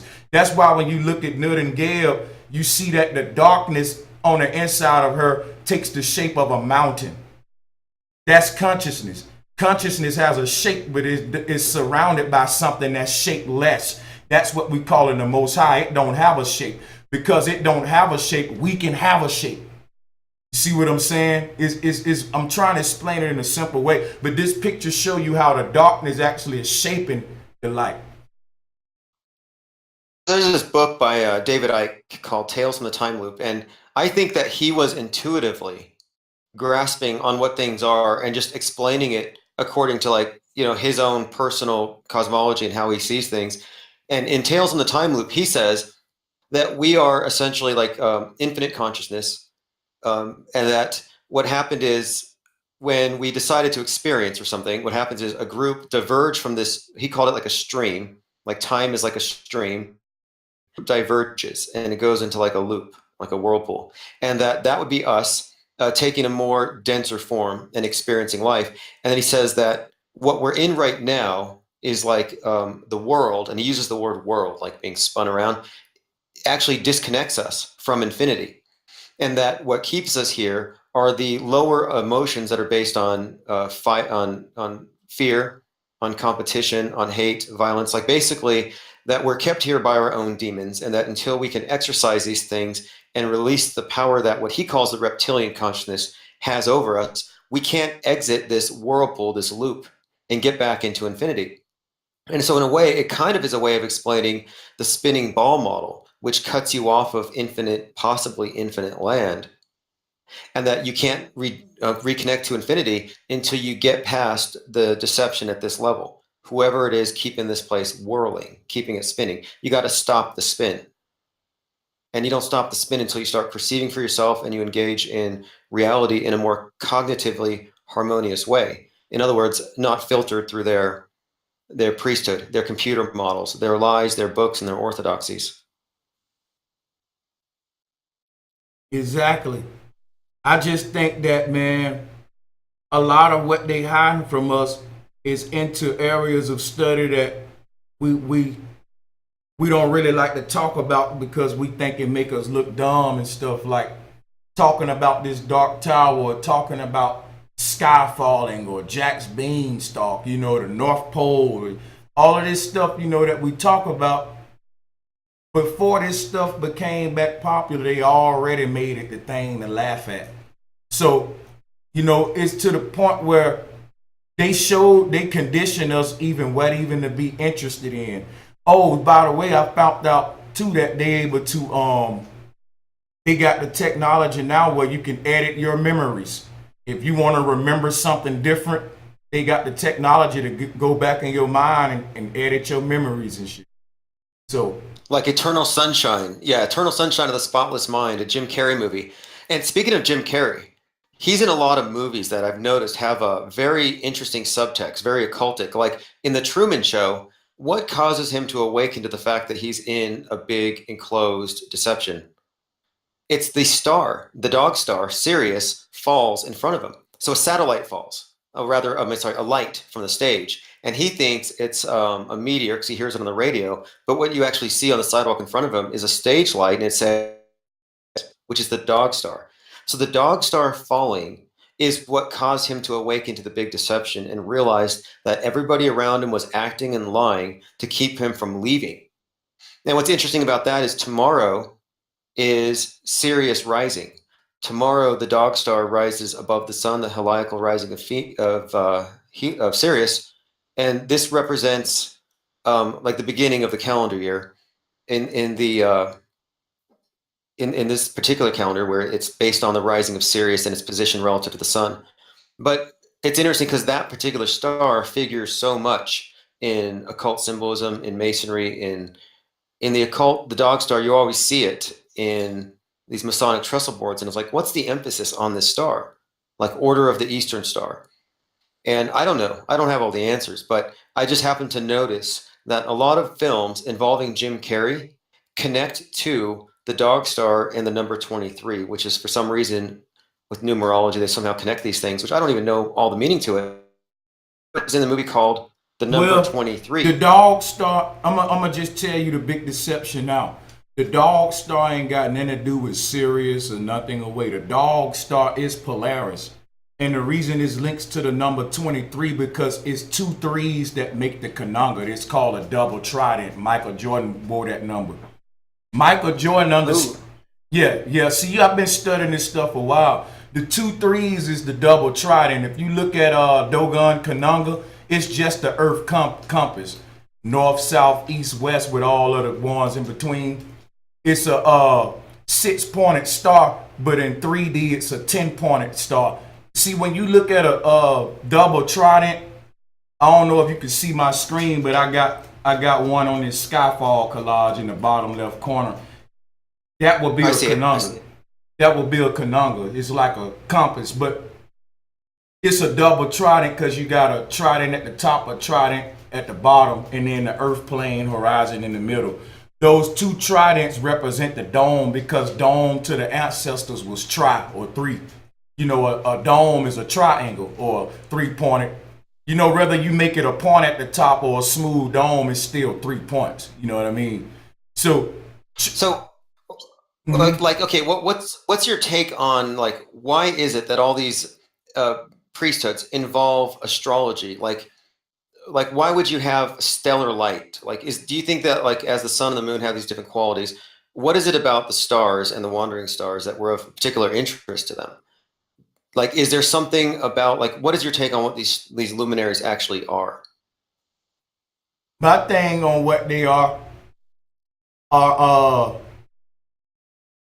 luminescent light beings. I think they're the pure light of the Most High. This is how I look at it, right? The best way to do it is to pull up a brain real quick. Hold on. Brain. Yeah. And, okay, because like we were talking about earlier about John Dee, right? And he was an astrologer. And I was thinking, because one night I started, I watched the stars and the planets through binoculars most nights. And I got to thinking that you have these like pyramids where they align it with the stars, so the light of the star goes through the shaft into the queen's chamber or whatever. And I thought, isn't this the same thing as setting up a telescope so it concentrates the light from the star into the eye of the observer? And if that's the case, if they, like Dee and others, if these magicians who worked with astrology believe that they're communicating with stellar consciousness or something, then perhaps that's what they were doing. But think about it. What is stellar consciousness? Because when they talk about stellar consciousness, think about, they made a movie called Interstellar where they start describing interstellar space. And when you start realizing where interstellar space is, I can point out to you where that is on the Hebrew cosmos right now, but they can't point out to you where interstellar space is on the heliocentric model. I mean, I'm just saying how the stuff you talking about, this stellar consciousness, and how looking through a telescope basically, check it out. You can look at the picture I'm showing you this way. We talk about the stars, right? Right. Everything is connected. So every living tree on the earth is eventually connected by a huge ass underground root system.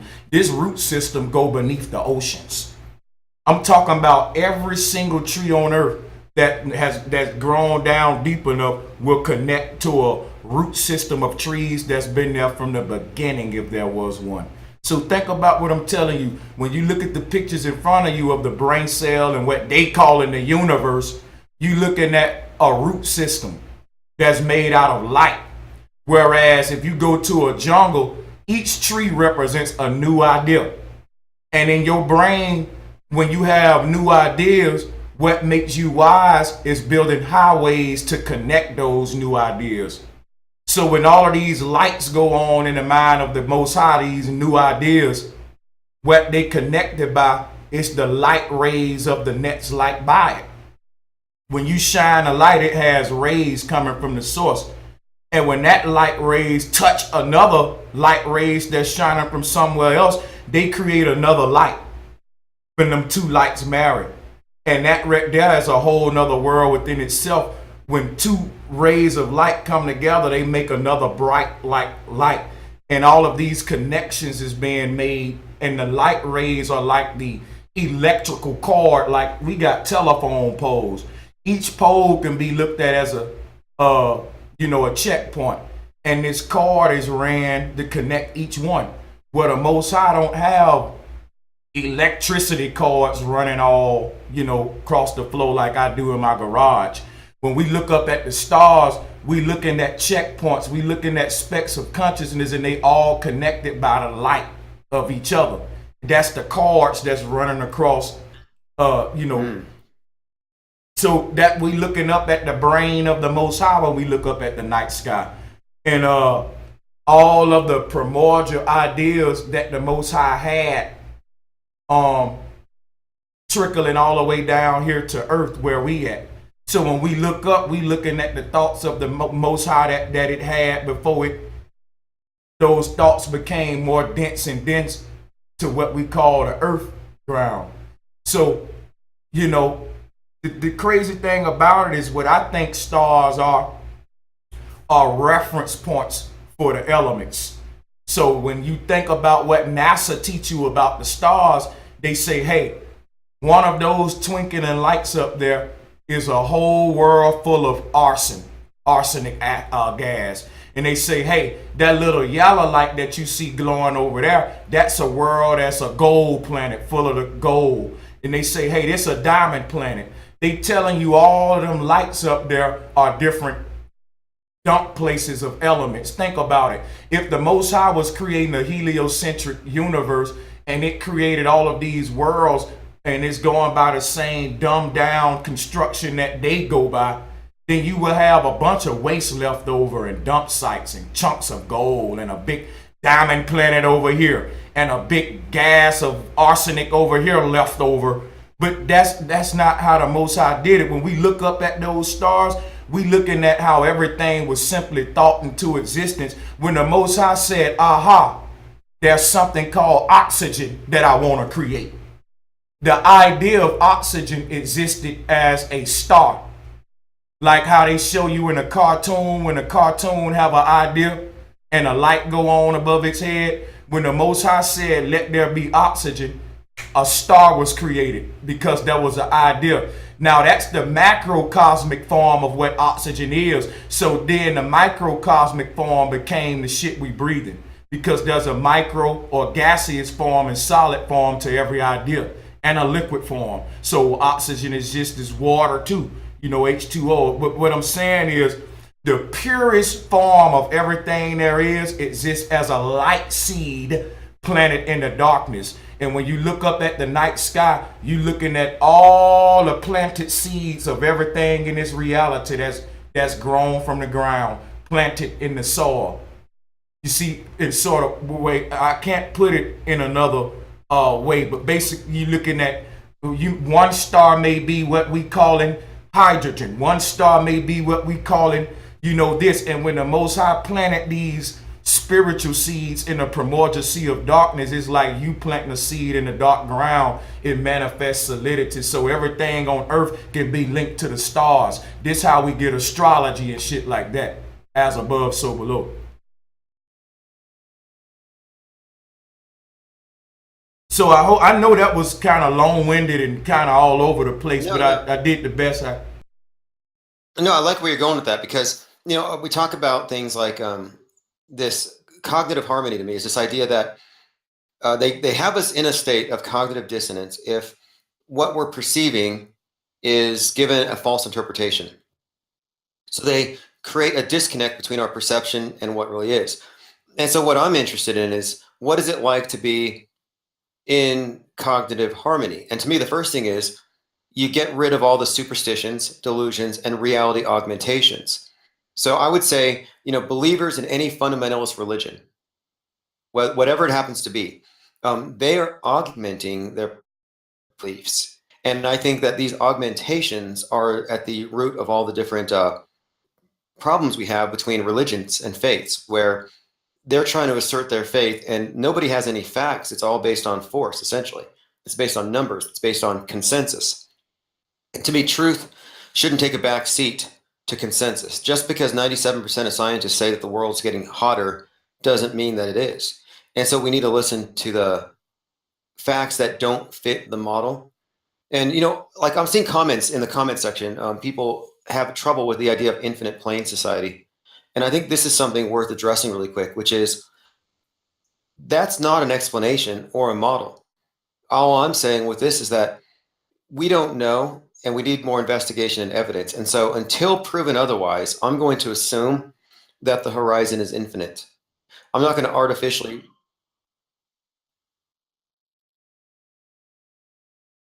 Tell them again, my brother, why you go with the IPS and the infinite plane idea again. Yeah, the infinite plane idea is simple. It's that for too long, we have taken explanations from government appointed experts or religious authorities on what is. And we're not going to know what is until we've looked for ourselves, until we have some kind of investigation and exploration. And so even if you believe because of your own intuition, your own research, that we're in a domed system, that's fine. That's your belief. However, if you're trying to determine the truth, it is going to require some factual evidentiary basis for these beliefs. And that's going to have to come. And so I'm saying is that infinite plane society, the idea here is it's infinite until proven otherwise. I want to know what's there. And I'm not going to accept that somebody says there happens to be a barrier right there. If you accept the spinning ball model as handed to you, you can't go more than 12,500 miles before you're coming back to where you started. So they put a leash on you, on your imagination, under 13,000 miles. When, for all we know, if there is more land, it's less than 13,000 miles away. Like, they've leashed us to a very small, narrow paddock. And I think that if we prematurely accept a barrier, like, oh, well, there's an ice wall over there, because who said there's an ice wall? And I think if you just accept that there's an ice wall, and at the bottom of the ice wall or at the base of it is a dome, then you just accepted a new enclosure without testing it. And so, like, testing the globe, test all things. That's actually a biblical imperative from Thessalonians. Test all things. And we were supposed to test things. We're not supposed to accept things just on faith. We're supposed to have knowledge. And so I think what we need now is knowledge about what's out there. And the people who are leading with a total model already solved, they don't need to explore. If you accept Earth under a dome, accept the Pac-Man model, you don't need to go anywhere. If you accept any model as an authority, you're done. You're in a construct. I think the only real option for anybody who's pursuing truth ahead of consensus is exploration. And so, to me, like, there's a super chat here. Someone dropped a hashtag dome exit. I've been using that quite a bit because globe exit is easy. It's easy to break free of the state program religion, which is globe worship and heliocentrism and their whole timeline, their whole doomsday. That's easy. But dome exit means going beyond just recognizing that we were in a false paradigm and trying to figure out the barrier of where we were, and don't let them put a dome on it that constrains our movement. or conceals land, conceals truth. And I totally agree with that. See, I think that was when Flat Earth first became popular. I didn't mean to cut you off, but when Flat Earth first became popular, that was a big war, like domers versus non-domers. You know what I mean? yeah, it was kind of contentious because people who believe the dome think that this is a heresy. And what I'd like to say to them is like, if you really believe in it, then you shouldn't be mad if I want to go see for myself. You right. Unless you have something to hide. And Unless you have something to hide. You sure enough right. But see, here go the thing where I say what pretty much in the whole war between domers and non-domers. I was the one that came along and said, hey, I'm both. I believe in the dome and an infinite plane. I believe that there are a bunch of dome within dome type ripple effect worlds on an infinite plane. So like if you could think of an infinite ocean and it's raining outside, and you will see like an infinite amount of ripples across this infinite ocean because the raindrops hitting the water creating ripples. I think that's what our world is made that way. But that's just my belief, and I got videos where I go into it. See, the thing about the dome is us discussing the nature of it. Like a lot of people talking like it's glass, it can be shattered. They far off the Richter scale with what the ancestors talked about this dome or this torus field. But I think that the dome is very interesting. Yeah, the question is, should we go to the dome or not? But I think the first question should be, can you go to the dome or not? Because what is the dome? And what will we be going to? Now, we won't know until we do what? Physically go. But what if you never make it to a dome because it's so far off? A lot of folks make that argument. You never know till you go. Now, me personally, I think that where we're calling the dome at in relation to our 7 continents, I think that, to make it to the dome where you will actually be able to touch it probably would take some a long time. I think it's possible, but I think it'll be a big journey. Thinking on it is that the real experiments that the powers that be fear aren't laser tests over lakes. Because you could do a 500-mile laser test and they're going to say gravity bent the light or something. I think the real experiments they don't want us to have are thought experiments, where we sit down and we say, well, what if it is flat, then what? Because once we go there, we start building an interest in ideas. And if somebody knows something, as in if these ideas get out there and somebody who's aware of something, like maybe they know that Antarctica's got more resources, or maybe it's not as cold as they say. Somebody knows something about land or about anomalies in the space program. Maybe there's a whistleblower waiting to come out, sitting on the ISS on the stage, resentful of the fact that they're participating in a big deception. Like there are people out there who have the puzzle pieces we need to cause what I would say is a desire for a mass exploration. And so whistleblowers won't do. I think we don't need like 1 or 2 whistleblowers, like, oh, I know the moon landing. We need like 100 or 200 simultaneous whistleblowers in all areas so that they can't do damage control fast enough. That's what I would like to see. I would like to see somebody who worked on the set of Starman come out and say, yeah, Starman never went into space. It was all filmed in Elon Musk's garage, and he's a charlatan and a fraud. I'd like to have somebody say, yeah, there's no lunar rover, or there's no rover on Mars. All those pictures are coming from a studio that's out here in Greenland. Like, all we need are a few whistleblowers. I mean, that's how fragile it is right now. It's a house of cards. It's a house of cards, and it's just going to take a couple of inconvenient facts to come to the light. And that's why I think conversations like this are useful, especially when we go outside of the Tide Pod reality. We go outside of the parameters and we say like, okay, well, what if there is? And so I like what you're saying here, your concept of what this place is. And yeah, there may not be a physical barrier, there may be one, but nobody should be threatened by us testing it. And I think that if you're going to tell me that it's a heresy to curve a flat earth into a ball, then how can you tell me it's not a heresy to curve a flat sky into a ball or into a dome. Like, we're not in a position to be making these definitive statements about things. That's scientism and pseudoscience. Like, my answer is when somebody says, well, I know the sun is 93 million miles away. I say, well, actually, you believe it. You don't know it.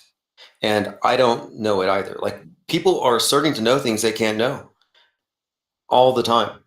And so I think it's going to take, you have to be kind of humble, I think, to be a true scientist, to recognize the boundaries of your own knowledge. Where's the edge between, or the edge separating what you know and what you think you know? And so to me, the search for the edge, which is what typifies flat Earth, isn't just about geographical boundaries. It's about all the enclosed systems in our mind that were put there by the people who wanted to keep us from figuring out the big picture. Facts. And you know, and that's going even to what you were saying. Some things I can't know. And that's where we start saying, well, I believe. And it'll be good to transform those beliefs into knowing. But the only thing I'll say is this: when it comes to exploration, I don't think we need to go south in our explorations. If we're going to get funded by the people and we're going to be spending money to figure out this earth, the first journey we should take should be to the North Pole. We shouldn't go anywhere else but to where, because why? Well, that's where the compass is telling us to go. I want to go where the compasses say go. I want to see what's this dark tower. To me, that'll debunk the globe as well as so much more. It'll debunk, man, this dark tower, the Holy Grail, will actually be going to the Holy Grail. Think about that. Flat Earthers taking a trip to the Tree of Life. I mean, that interests me more than any of them continents going south.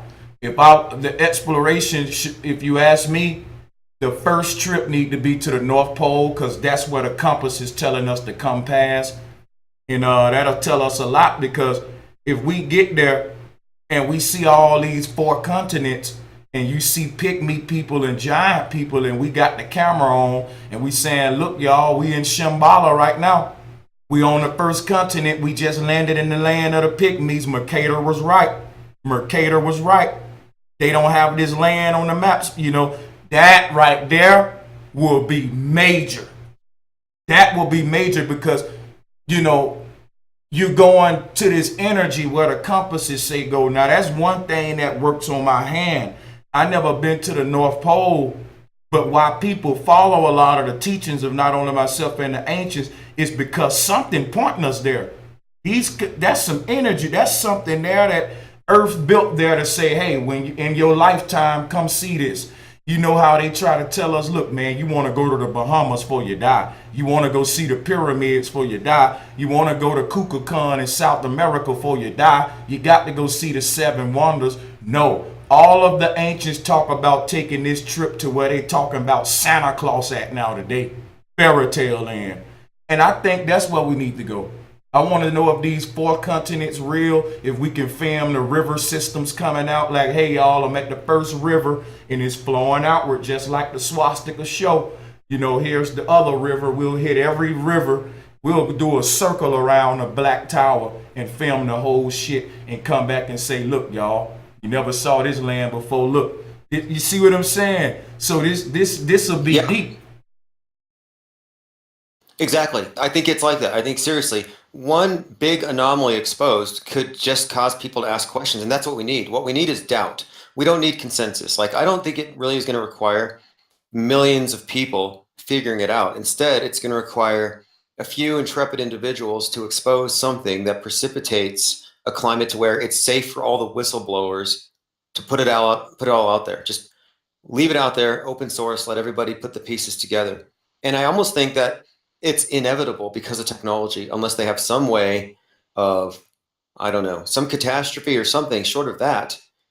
What's going to, optics get better, drones get better, everything gets essentially more effective at gathering information, intelligence, we can sharing it. I mean, I've been calling it the decentralized intelligence agency. That's us. We're going to figure this stuff out. And there's nothing their centralized intelligence agencies can do to stop it, because it's too late. Like, to me, it's like genie's out of the bottle. It's just a matter of, are we going to be then corralled by people who tell us there's nothing to see, Are we going to be corralled by a debate that leads nowhere? Or are we going to get behind those who are actually trying to make this thing happen in terms of like exploration? And I'm with you on the North Pole. I think it makes sense. I think both make sense, but for some reason, I think the North Pole is more intriguing to the most number of people. And if we want to build a mass movement, mass exodus, I think we need something that's going to draw a lot of attention to the idea that there's still more to find. There's still more out there. And so, like I said, there's exploringagain.com. They're going over both poles, and they have future plans for exploration. And that's their whole thing. Let's investigate and explore, and it may require that a lot of people take up an interest in this idea once we drop this assumption that we know all there is to know. You know, the scientists are so arrogant, they tell us they know what everything is to the edges of the universe. That's what they tell us. They tell us that there's nothing else to see here, don't look behind the curtain. But I'm thinking, even Antarctica, we don't know anything about it. They say it's ice. We don't know anything about the North Pole beyond what they tell us. And I've run out of trust from these experts. I don't trust the news. I don't trust the academia. I don't trust the government, to be quite honest. I think it's all just too merged at this point. And so why would we trust the word of people who say there's nothing to see here? So, Yeah. Mm-hmm. You know, it's like, so again, you know, I know the idea of infinite plane might be offensive to some people who are really settled with their biblical flat earth thing. But what I would say is this: if there is some sort of exploration and they find a dome somewhere, and at the base of the dome, a whole bunch of, you know, spent rockets piled up or whatever, I'll be the first to admit it. And I'll change my title from Infinite Plane Society to Finite Domed Society. Like, I'll be the first one to admit I was wrong. But I think that what brought us here in the first place to this conversation was the desire to know more and to explore. It wasn't geography at first. We were exploring the parameters of the reality that was presented to us. We were asking questions. We went into conspiracy theory territory, but it was exploration that got us here. And we can't be satisfied that we have all the answers just because of, you know, flat earth, or this idea happens to like be all encompassing.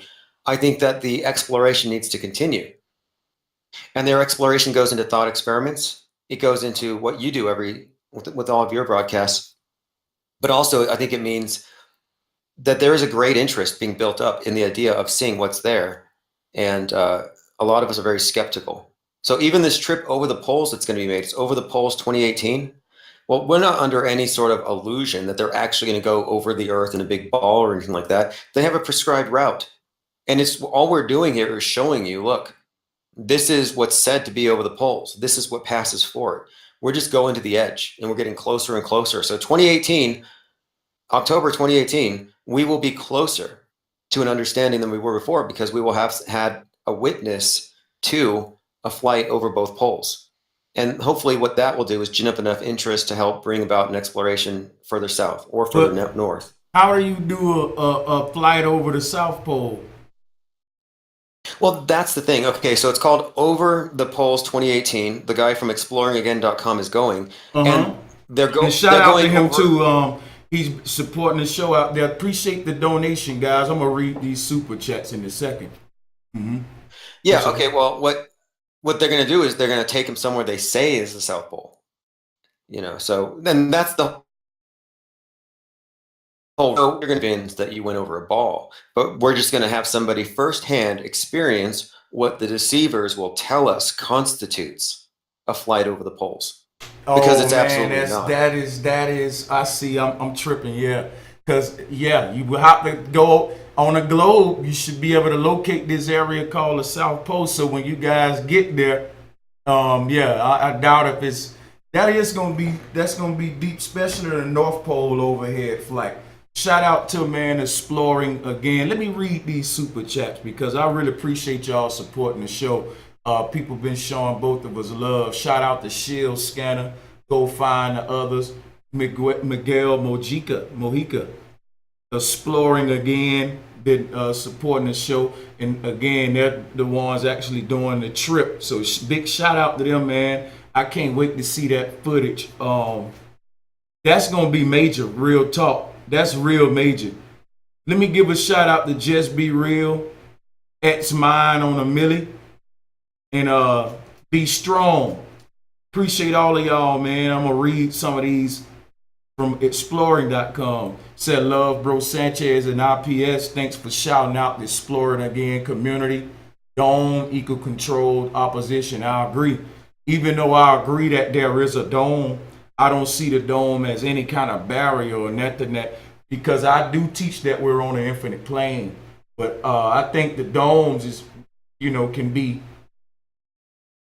penetrated. I think that we can access lands beyond the what we're calling the southern ice ring, and I think that the dome ain't nothing physical or some kind of barrier. But that's another discussion, I guess, we can have in the future, the nature of the dome, and talk about really why Christians want the dome, why they push the dome so much, because that links into Yahweh's terrarium. But the thing about Yahweh's terrarium, Yahweh just one God across an infinite plane of terrariums. If you ask me, and I think that like the Christians want it to be some kind of end or barrier, because where that barrier begin, because where they saying the barrier of the earth ends is where the preaching and teaching and belief systems of their gods began. So without that barrier, there's no space for their God. But when you say earth is an infinite plane, then you show the infinitude of the creator through its creation. Because if the creator is infinite, then the creation would be infinite. But a Christian person or any kind of religious person would need a boundary there so they God can have somewhere to rule surrounding the entire creation. You have Jesus or Allah, Buddha. But when you go back to what I'm saying is that all of these images of the creators are illusions. When you go outside every day and see the sun and moon and the beautiful creation, you're looking at the image of the creator. And if the creator is infinite, then the creation is infinite. That's why I go with the infinite plane idea. Yeah, I don't like the idea of imposing a limit. So to me, it's infinite possibilities, infinite until proven otherwise. Is vested interest in proving any particular model, just like I don't have a vested interest in proving any particular religion. And so I want to keep an open mind. And so to me, the discussion isn't really about round or flat so much as it's about open or enclosed, meaning, open mind or enclosed mind. An enclosed mind is a mind that has all the answers. They got it from the right book. Oh, I read Dianetics, I know everything, I'm done. Or I read this holy book, I know everything. And so I like the idea of, maintaining the open, rational skepticism of a scientist when it comes to perception. Like, we have to be realizing that memory, can be wrong. We can be wrong. Calculations are wrong, and everything has to be falsifiable. One of the criticisms I have of the mainstream media these days is how they report on something and nobody can challenge it. They report news so fast, it's just assumed to be true. And so you have like a school shooting going on, and the president tweets, "My condolences." And it's like, well, hey, we don't even know if that wasn't just an active shooter drill presented as real. So I think we live in a very reality impaired society. So I don't feel bad, or I don't feel guilty or ashamed about talking about subjects or topics that they think are laughable, because I think their reality is not laughable, but it's actually quite sad if you think about how much of their perceptions have been hijacked, and they're in a simulated reality. If you believe in some of this earlier today, let's say that out of your reality, in the time that you've been like paying attention, let's just say the news, in the last 20 or 30 years, you've seen 1,000 news events that were like considered major world events. Out of these events, let's say half of them were psychological operations, and another quarter of them were just complete propaganda that never happened. And then you take these, but you include them in your worldview. Well, then the world you live in is slightly divorced from reality. The world that you live in is actually something of a simulation. So I'm at my grandparents' house and they're watching CNN, and Jim Acosta says, since Sandy Hook, there have been 1,500 mass shootings and 7,000 victims. And my grandparents are like, you know what? I didn't even say it, but I'm just thinking, I know for a fact that those statistics are based on lies and distortions and propaganda. And so as a result of this lie, my relatives live in a world where a bunch of kids are getting murdered in schools. And it's like, that's not the reality. And so these media pundits have a very dark vision, dark reality. They're doomsayers. And I think one of the problems that we're facing is that most people in the country don't know that the media, not just bias, fake news is actually complete fabricated news. I don't think people are aware of just how deep the propaganda goes, how it's actually legal, for that matter. So anyway, I'm glad that you don't kowtow to public pressure. Like I said at the beginning, when I first started my channel a little over a year ago, I was getting a lot of flack from Bible boofers who were really just obsessed with criticizing me for questioning their paradigm. And I'm like, we got to keep an open mind. And so you were one of the channels that came down and, you said, just keep speaking your mind. And so, that's where we've been at. We've always been talking about things outside of, because, we value ideas. No reason to shut people up because you don't agree. And so anyway, I want to, thank you for having me on here, of course. And we have to do this again. We most definitely do. And you welcome anytime, man. I want to give another shout out to you and Exploring again for this exploration. I'm pretty sure you probably gonna get the naysayers and haters, but to me, I think this is dope, man. I talk about the North Pole all the time. I'm excited. I can't wait to see when we get that footage and you fly over it and they say, hey, this is what we see. I can't wait to see, exactly what that's going to be. And then another thing that was put in the chat by Exploring Again made me think about something in the Bible. It say, be fruitful, multiply, and spread across the face of the earth.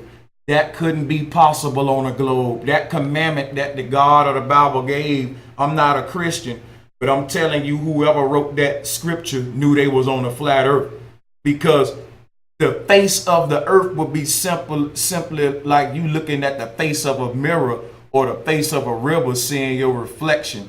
It will be a distorted reflection on a ball. When it say be fruitful, multiply, and spread across the face of the earth, the Most High was actually dividing itself up into what we call humans. When they said we made in the image of God, we made in the imagination of God. Everything is a thought. So the face of the earth is just this infinite canvas, because the Most High is an artist. And unlike painters in your world, the Most High's canvas is infinite. And it's painting an infinite creation.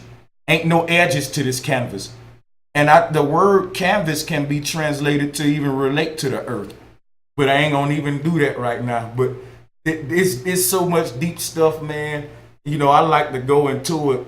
The infinite plane concept is definitely something you said that's deep. Until you can prove there's an edge, it's infinite. Because one thing we don't have to prove is that if there is a creator, which we know it got to be because there's a damn creation outside, we know that that creator has to be infinite, or it got to be this. If something created time, it must be timeless. So what I'm saying, yeah, that creator would have to be infinite. You know what I'm saying? So if the creator is infinite, I'm gonna keep repeating myself like a tape recorder. The creation is infinite, and that's my argument. Since we can't prove the infinitude, you'll never be able to prove infinity. Because if we live on an infinite plane, you'll never reach an edge. So you'll never, be able to prove that. It's kind of like exactly. Yeah. Mm-hmm. Yeah, no, that's one of the things. It's like, it's not a model. It's just a trajectory. It's an approach. And it's like truth itself. Like I look at trutherism, truthers. It's become something of a religion where if you accept certain beliefs, like banks are evil, chemtrails are killing us, and the Illuminati are going to create a one world order through environmentalism and take over whatever. Like these are all these conspiracies that we have. Whatever. Like, one second here, I'm looking at some comments. Sorry, I got sidetracked by the chat room. I haven't looked into it yet. Let me just make one little note too. exploring again, I made you a moderator so you can put your links or whatever you got to put. Oh yeah, yeah. Okay, speaking about links, I don't have a YouTube channel I'm using right now. I got kicked off. I've been having a lot of trouble keeping a channel up because I talk about these psyops and stuff, and they just kill your channels. So what I have been doing is using an email list. So infiniteplainsociety.com. It's just an email list, and so I email people whenever I do a new like this. I'll just send a link. Hey, I was on Bro Sanchez today. That's how I've been keeping in touch with people instead of a YouTube channel for the time being, until I can figure out how to not get myself kicked off of YouTube. Oh man, they keep you had to make another channel now? Cause I got a new link to the Infinite Plains Society channel. That's because you don't have the other ones? Yeah, exactly. I've been yeah, it's one of those things with YouTube, and it's just because I got tired of all the strikes for this or that. I think the last time I really had a good channel going, it was taken down because I talked about the shooting in Vegas. And this is one more area. It's like even talking about the Vegas thing would get you shut down. So they don't even want to hear voices from people that they haven't like pre-approved and sanitized. You know, they're trying to control every story, every single narrative out there. And here we are wrecking it just by asking questions. Yep. They sure ain't playing any kind of videos with. Look, I used to do so many hoax videos and crisis actors videos, and my channel was one strike away from being terminated. And I said, you know what? I ain't even fucking with these hoax stories no more. That's the game right there. Cause if you in this community right now and you don't know that these stories are a hoax by now, I ain't finna be risking my channel to teach kindergarten to these folks that should be past the hoax and the crisis actor shit now. I think what they Yeah, you see yeah. what I'm saying? Because I peeped the game, all of the shit that was shutting me down. Virginia shooting is false. This is false. That's false. Strike terminated, bullying, some shit inappropriate, and oh man, and they got strict ass punishment. It don't be no little smack on the wrist, you know. They ain't playing about them news stories, and you right. Yeah, I don't know why they going so hard on news stories when people finding out that the news full of shit. no, I'm with you on this now. See, I used to say, I found it troubling that to preserve our channels, we have to compromise. We have to make these things, but I'm with you now. Like after the Parkville shooting and Starman, I set up a new litmus test. I said, if you can't denounce that Starman, Tesla, and space is fake in the same breath that you say that Parkland was fake, well, then you're on the other side of the green screened reality. You're on the other side of the fence. And it's like, there's no point. Like, I'm not going to bother even debating the globe with somebody if they accept everything told to them by the mainstream media news. It's like, no, it's just too big. They're too lost at this point. And I want to concentrate on people who see past the green screen and past all the CGI fakery, past the lies and the deception. And I'm finding there's actually a lot of us.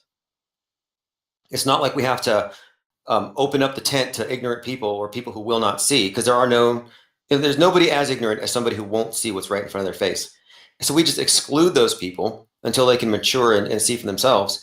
And I'm finding that I'm constantly inundated with emails, and I'm getting a lot of correspondences with people who know how fake the media is. They know its role. They know how fake the space program is, and they're all equally interested as I am in finding out what is.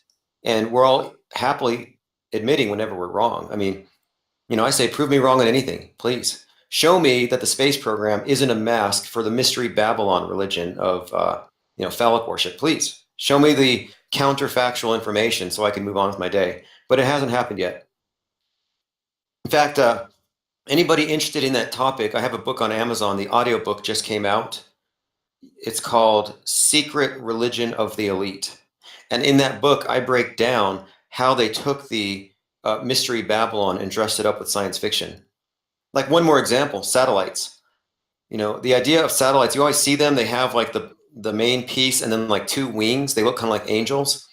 And I've been saying is that in the old system, they needed a spy. They had this like myth of spies. Like everywhere you go, angels are watching and they're recording your bad deeds and they're reporting to the church or they're reporting to God. And so when you go to church, you may as well confess because they already know what you did. The angels are watching and they report to central authority. And so what they've done is they've, from the New World Order religion for atheists, they've replaced these ubiquitous spies with satellites. So wherever you go, satellites are watching. You can't see them, but they can see you and they can report on you to who? Central authority, God or government in this case. So, rockets, obelisks, angels, satellites, original sin, carbon footprint, sin, pollution. These are all various ways. And then, of course, eschatology. You got wrath of God became wrath of globe. Every element of their old control system, every piece of this template has been given new life with science fiction and pseudoscience presented to us so that people wouldn't even know that, hey, look, if you're a heliocentrist, I'm sorry, but you're a sun worshiper.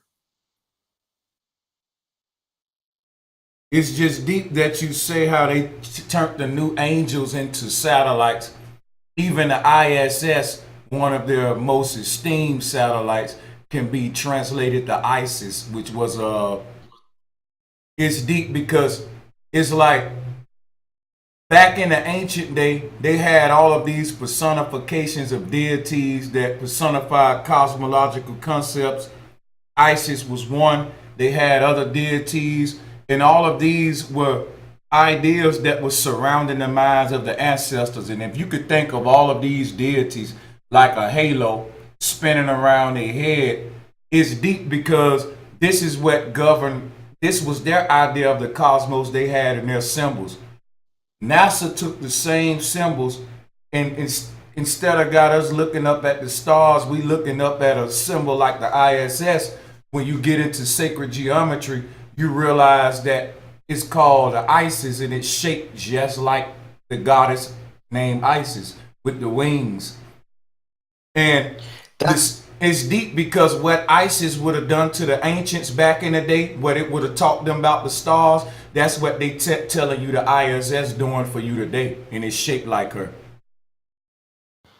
Yeah, definitely. The ISS-ISIS connection is definitely there. And I've been looking at that one because to me it seems like you have right, and then it merges with the goddess when it launches. When it penetrates the dome of the sky, it's going into the womb.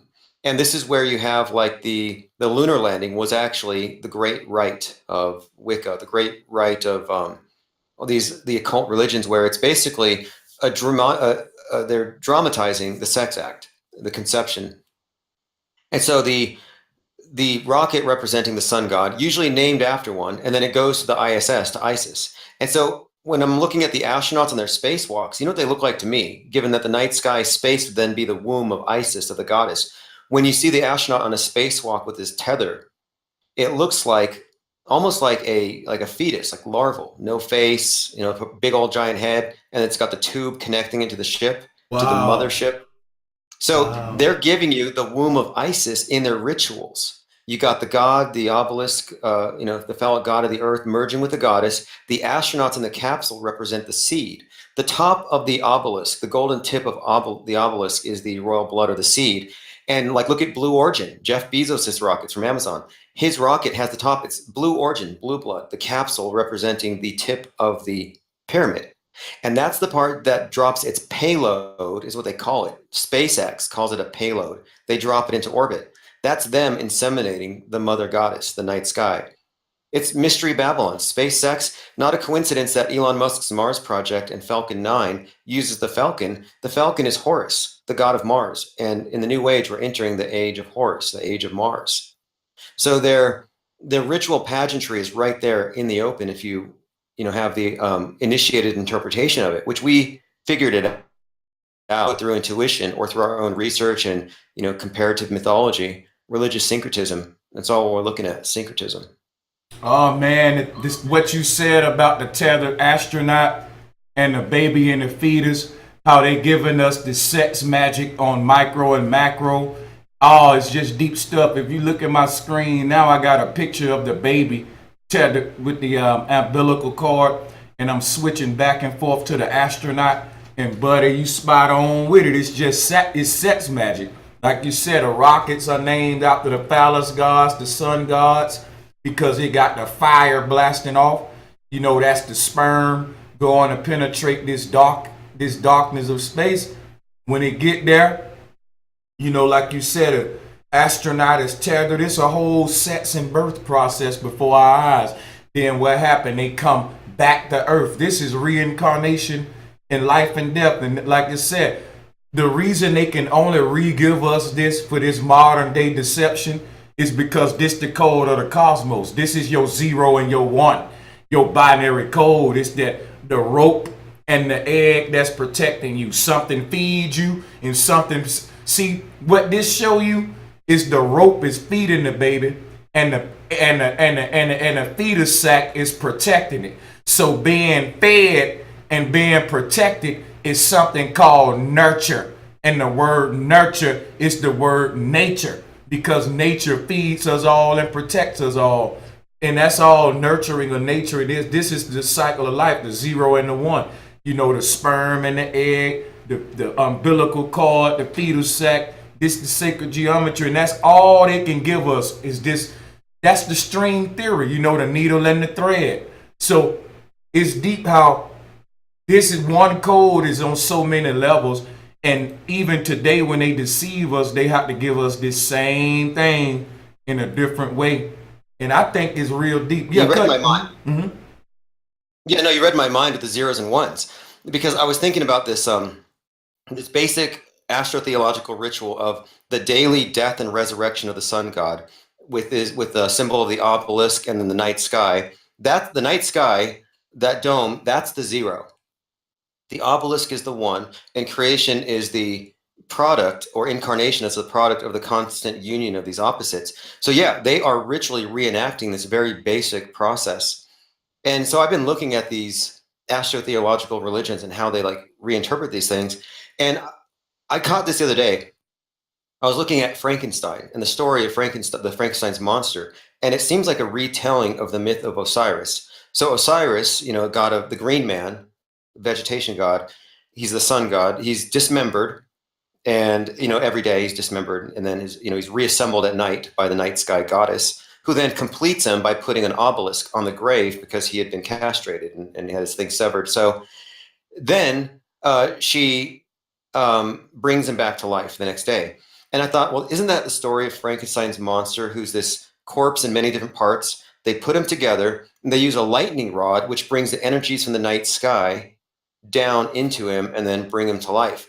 And it seems like it's this story of life is inherent in the earth, in the soil, in the ground, this vegetation god, and that it's a process of this constant dynamic relationship between what's above and what's below, between the god and the goddess, the polarities. And so I look at the ones and the zeros like on the matrix, and the color green even is like the green man.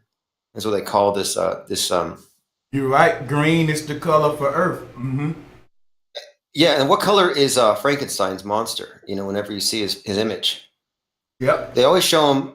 You see what I mean? And so I've been looking into modern retellings of these ancient myths, and I'm finding them everywhere. You know, Darth Vader is Osiris. Darth Vader is Saturn. He's the Saturnian aspect of the sun god. Luke Skywalker. So right. Darth Yep. Vader is the god Saturn. He's the Reaper. Saturn is all of that, represent that dark tower. You so right, because look, he gave birth to the light, which was Luke, you know. Yep, exactly. And you know, Luke, I am your father. And of course, at that scene, if you remember in that scene, he severs Luke's hand. Well, severing his sword hand is the same as cutting off his member, which is what happens to the sun god, and then he gets remembered, he gets reattached. So Luke then falls down the hole, and he hangs in Cloud City, another crucified sun god, just like Osiris. So he replays that myth before he has his sword hand restored, before he's remembered. So they play out these ancient myths in front of us. So we all have them in our psyche. You know, I don't know if they're drawing from the Akashic records or what, but they're tapping into something. And there's a reason why the biggest, most popular movies embody these very big archetypes, that if you know the interpretation, you can see what they're actually telling the masses. You know, there's an esoteric side to Hollywood. Oh man, it's so deep. And you know, I think that's when you really start becoming enlightened. Just like, you know, you got your first 3 degrees of masonry where you really just don't know shit. You think you initiated. Then you get to the 4th degree, they be like, okay, now you're a real Mason. You like, what the fuck, all of that time? Yeah, it was. You see what I'm saying? Like, I think the same initiations we go through in these quote unquote conscious communities, because it's so many levels of awakening, man. It's so many layers and layers of deception that is just, it can actually, I see now when you was talking about lunatic, studying the moon will make your ass crazy. But crazy in a way where you really the wise man today, but that wise man is the lunatic today. Did you hear that fool talking about how, you know, some Rahu and Ketu cause moon phases and the celestial, you know, all of this talk that we talking, real talk, a normal, smart citizen would call this, we're fucking lunatics, y'all. I'm serious. Like, hey, some of my uncles who, you know, into like law and shit and don't really look at flat earth and what we call conspiracies and shit. But just some of your folks, you know, if they listen in on some of this conversation, they'll be like, these are some damn lunatics. When you really look at it, that's exactly what we are. Like a lot of what we talking about would have been revealed through the study in the moon phases and the mysteries of the moon. So your first calendars were lunar calendars. You know, the darkness got a connection with the moon more than the sun. Now, a lot of people looking at that yin yang symbol on my screen, I was pulling that up there just to get flat earthers to look at that. Maybe that's how the sun and moon go. Another way we can say how the sun and moon behave on a dome. Maybe the what I was saying, IPS, because I'm all over the place right now. I'm just skipping around right now. But anyway, what I was saying was longitude and latitude can really be the movements of the sun and moon if you look at this yin yang little model. I can be wrong, but I'm just throwing it out there. Like, maybe our sun make a horizontal circuit around the Taurus field, and our moon makes a vertical circuit around the Taurus field. And when eclipses happen, that's when the crossroads meet. So it's like a circle that's laid flat and a circle standing up, creating a sphere or the construct of this cosmic egg, so to speak. Is hard to explain. No, that's interesting because, you know, we get these people who say, well, the flat Earth map has no predictive capabilities, and it's like, well, hey, look, the very first total solar eclipse was predicted by Thales of Miletus, and he did it at 585 BC, and that guy was a flat earther.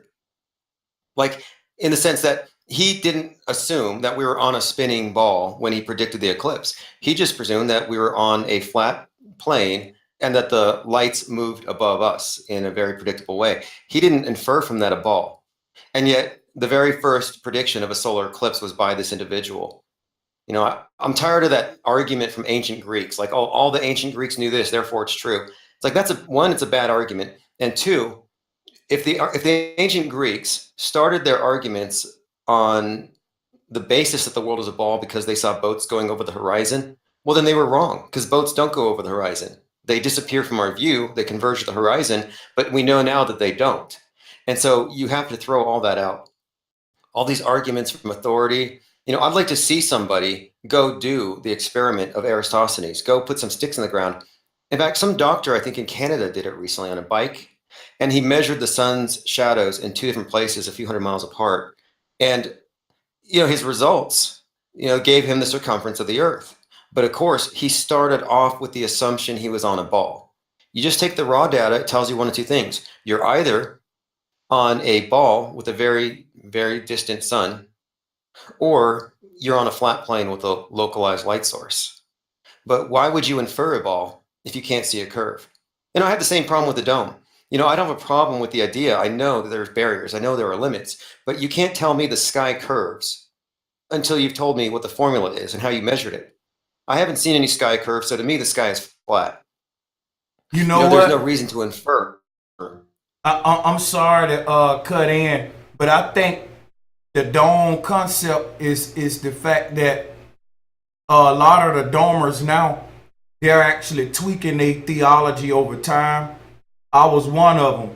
I actually saw the dome as some solid at first when I first came in Flat Earth, and I started studying more. I'm like, wait, so many agendas, you just got to do your own research. But you spot on. I believe that the sky is a infinite plane like the earth, and the dome concept of it is that our eyeballs are a dome, so everything kind of curves or converges in the distance. You know what I mean? Exactly. And it's perfectly reasonable anyway, for people to want an explanation. So I get it. But one of the things I think that has kept us blind for this long time is that we have become accustomed to having all the answers and not being able to deal with uncertainty or not having answers or being able to admit that we're ignorant. And so it always bothers me when I have scientists, who are just like willing to make these bold claims as though they have the authority to say it, and they don't really give you any indication that they're just totally fabricating. So, like, for example, earlier we were talking about the TRAPPIST star system, trillions of light years away, and Neil deGrasse Tyson's like, well, yeah, they're very far away, but they're in a Goldilocks zone. If we can get up there, it'd be paradise, and maybe we'll find a wormhole that'll take us there. And I'm hearing this guy, and it's like, do people realize that that is not science? That he's selling us on a fantasy? And people listen to him, but because he's on TV, he has some kind of authority. And then people like you or I, who are just asking questions about what's at our North Pole, we sound crazy by comparison. But no, I really don't think so. In fact, I think the only people who can claim to be not using pseudoscience whenever they're trying to interpret reality are people who aren't assuming that the world is spinning. Like, I'm sorry to say it, but like, if you're not judging things from a flat stationary perspective and analyzing outward, you're augmenting your reality. So we're not reality deniers, nor are spinning ball earthers reality deniers. The difference is we're just perceiving and they're augmenting. And we're just like declining their augmentation. Just like global warming. I think many of the arguments you make against believing in global warming, you could make against believing in a spinning ball Earth. So that's another one too. I think people who can see through, because you're talking about normies, like you want to have a conversation with people who've never even approached the edge, ask them about global warming. If somebody understands that global warming is a hoax, to other areas, but they have to at first lose that naivety about you can trust the news, you can trust the scientists, you can trust the government. Blind faith and trust is what got us into this mess. And so I think we need to get rid of blind faith and trust and replace it with knowledge, with investigation and exploration. Exactly, brother. I'm definitely with that because what the whole social aspect of the movement is supposed to do is stimulate the physical aspect, which is when you go on somewhere, you don't just start walking. Discuss where you're going, then you start walking. So after we discuss where we're going and we've talked enough about the layout of the earth and the flat plane and the North Pole is the secret place. Hey, we told millions of people there's lands around this pole. We're past the talking part. Now we got to start moving to the place that we talked about so we can, that's one thing about news reporting. It's a reason they do what they do. A news reporter report you a fucking a nasty storm while they standing right in it. You like, damn, why he didn't go somewhere dry to report the story? Because it's just has a better impact on you to act when you see it visually. So we talked about these places, got pretty pictures of them, but to actually go and be reporting from there is a whole different ball game. Yeah, exactly. Exactly. I call this thing the mediated reality. Most people are in a mediated reality. So I look at like the media itself. I call it a game: government, academia, media, entertainment. All these institutions that form our reality for us, specifically news media, what they're doing every day is just reinforcing a bunch of explanations so that you don't have to ask for answers or look for them. And George Orwell in 1984 wrote about this. He said, orthodoxy is unconsciousness. So orthodoxy is just whatever everyone already believes. And so if everything you do is completely orthodox and something that was handed down by habit and tradition or whatever, you're asleep. You're unconscious. And you don't have any need to think because you have all the answers. And that's my problem with religions. Religion sells you on all the answer. Oh, just trust our experts. We'll give you all the answers. And I don't think any religion can actually claim the authority to have every answer. I think it's a pretty arrogant assertion, and it's very divisive. And the people who claim that the Bible is the inerrant word of God are some of the most divisive people out there, very judgy. They can't wait to see God rain down the outpouring of his wrath upon their enemies because they got the ticket to heaven. It's pretty messed up. You're so enough right. And man, it's so deep that I've heard people say, I can't wait till the Most High kill you motherfuckers. I just can't wait to God. Look, I be looking at these channels, and these are conscious people. They talk like that. God gonna come back and fuck y'all up, and I can't wait to. And it's like, if God don't return, but if some bad happened to these people, if the government poison them or kill them, hey, fuck it, God did it, because I don't like them. So you can justify murder, because, it's so deep. It's just so deep how. And I know you got to get out of here too. We reaching the 3 hour mark. But no, you just hit on a really solid point though with this last one. The Westboro Baptist Church would go out and demonstrate in favor of natural disasters. God sent the shooter. Thank God for 9/11. Thank God for Katrina. Because they saw it as evidence that God was going to come elevate them, rapture them, give them immortal spirit bodies or whatever, and let them come down and punish people.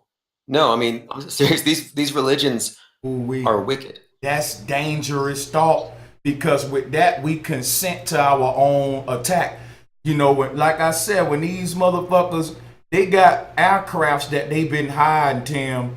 And I'm in the Air Force, man. When I was in the Air Force, you walk around base, you will see little brochures and shit, like when you waiting in the barber shop or waiting somewhere on base or something. They had our own little Air Force brochures.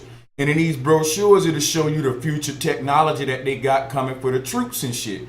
But they was showing us the new smart uniforms that they wearing now. I saw them shits when I was in. We still had the regular camos. But what they wearing now, I saw it in the brochure before it came out. I remember looking in that book and seeing the new uniforms that they got on now. I remember them showing these guns that they like robots. It's like some Terminator type shit. They got some shit out there that's scary. I'm making future videos on I'm gonna name them future weapons and shit. Cause it's a lot of shit they ain't showing us. They got some scary shit out there. But I'm saying that to say, they also had different things in those brochures, and I done lost my train of thought, getting all over the place, and my ass is just tripping. Maybe that's my cue to go. But I'm gonna say this and end it on this, man. They definitely doing a number on us, man. I lost my train of thought. Maybe one of y'all will throw me the bone in the chat, but I have the most brain farts than anybody, don't it? No. We were going into technologies, things that you saw back then that we're seeing now that were just like long ago already in the works. And yeah, that's something too. I don't presume that all of the technology that we have is the result of like the marketplace, like the iPhone 7. These things, they're all iterative technologies, market driven. But I don't think that it's pure just market driven technologies. I think that there's hidden stuff that's being introduced, trickled out, and I wouldn't be shocked. I wouldn't be shocked to know that we're 200 years behind or something. I mean, that sounds bad because then we're pretty much screwed. But it wouldn't shock me. You've seen the movie The Village, where these kids are in a commune and they don't even know it. They think the year is like 1850, but it's the 20th century, 21st century. Their parents just had them born in a commune and didn't bother to tell them that they're out in the middle of a wilderness, a habitat, a refuge. And so they were kept 200 years behind. And the reason they didn't leave is they were told, hey, if you go into the woods outside the village, the monsters will get you. Well, it turns out that the priesthood, the elders, dressed up as monsters at night and wandered around in the woods. And that's exactly like our media, our government, staging events to corral us and to keep us from going outside of their parameters. Like we are in a village in that very real sense. And we've been betrayed by the people who built it because they are wearing two masks. On the one hand, they're leaders. On the other, I mean, they play both sides. Yeah, they definitely do. And you know, and But yeah, that. Mhm. well, we were talking about the judgment though, like the judgment day and how these, people get off on watching their enemies get punished. And I'm Yeah, saying man. that, That's exactly. Now you just threw me the bone. Go ahead. I remember now. Go ahead. You got it. okay, yeah, go ahead. Yeah, that's where we're going with this. I was just remembering the same thing. We were talking about that, the Yeah, wishing of the wrath of God on the others. a lot of the technology that I noticed that they shooting toward is like technology that's aimed toward more so riot control type shit. It ain't nothing that if you was in the military, you would look for us to be making for to go at an enemy because a lot of that shit, a lot of the technology we use to fight so-called enemies is made for me to be at a distance from that enemy. Meaning, I ain't up on my enemy. I'm shooting at him from a distance, and my technology is me being miles away from my energy, and we is changing fire that way. That's really basic military technology. But a lot of technology I'm noticing that they coming out with now is like short range, hit a large motherfucker amount of people in a short, close proximity. And it's like, hell, who we fighting now? I study weapons, so I know the shit they creating ain't for the normal warfare. And that's what I was trying to say earlier. And I think a lot of the shit, the weapon, when I look at it and put it all together, these future machines ain't gonna be humans.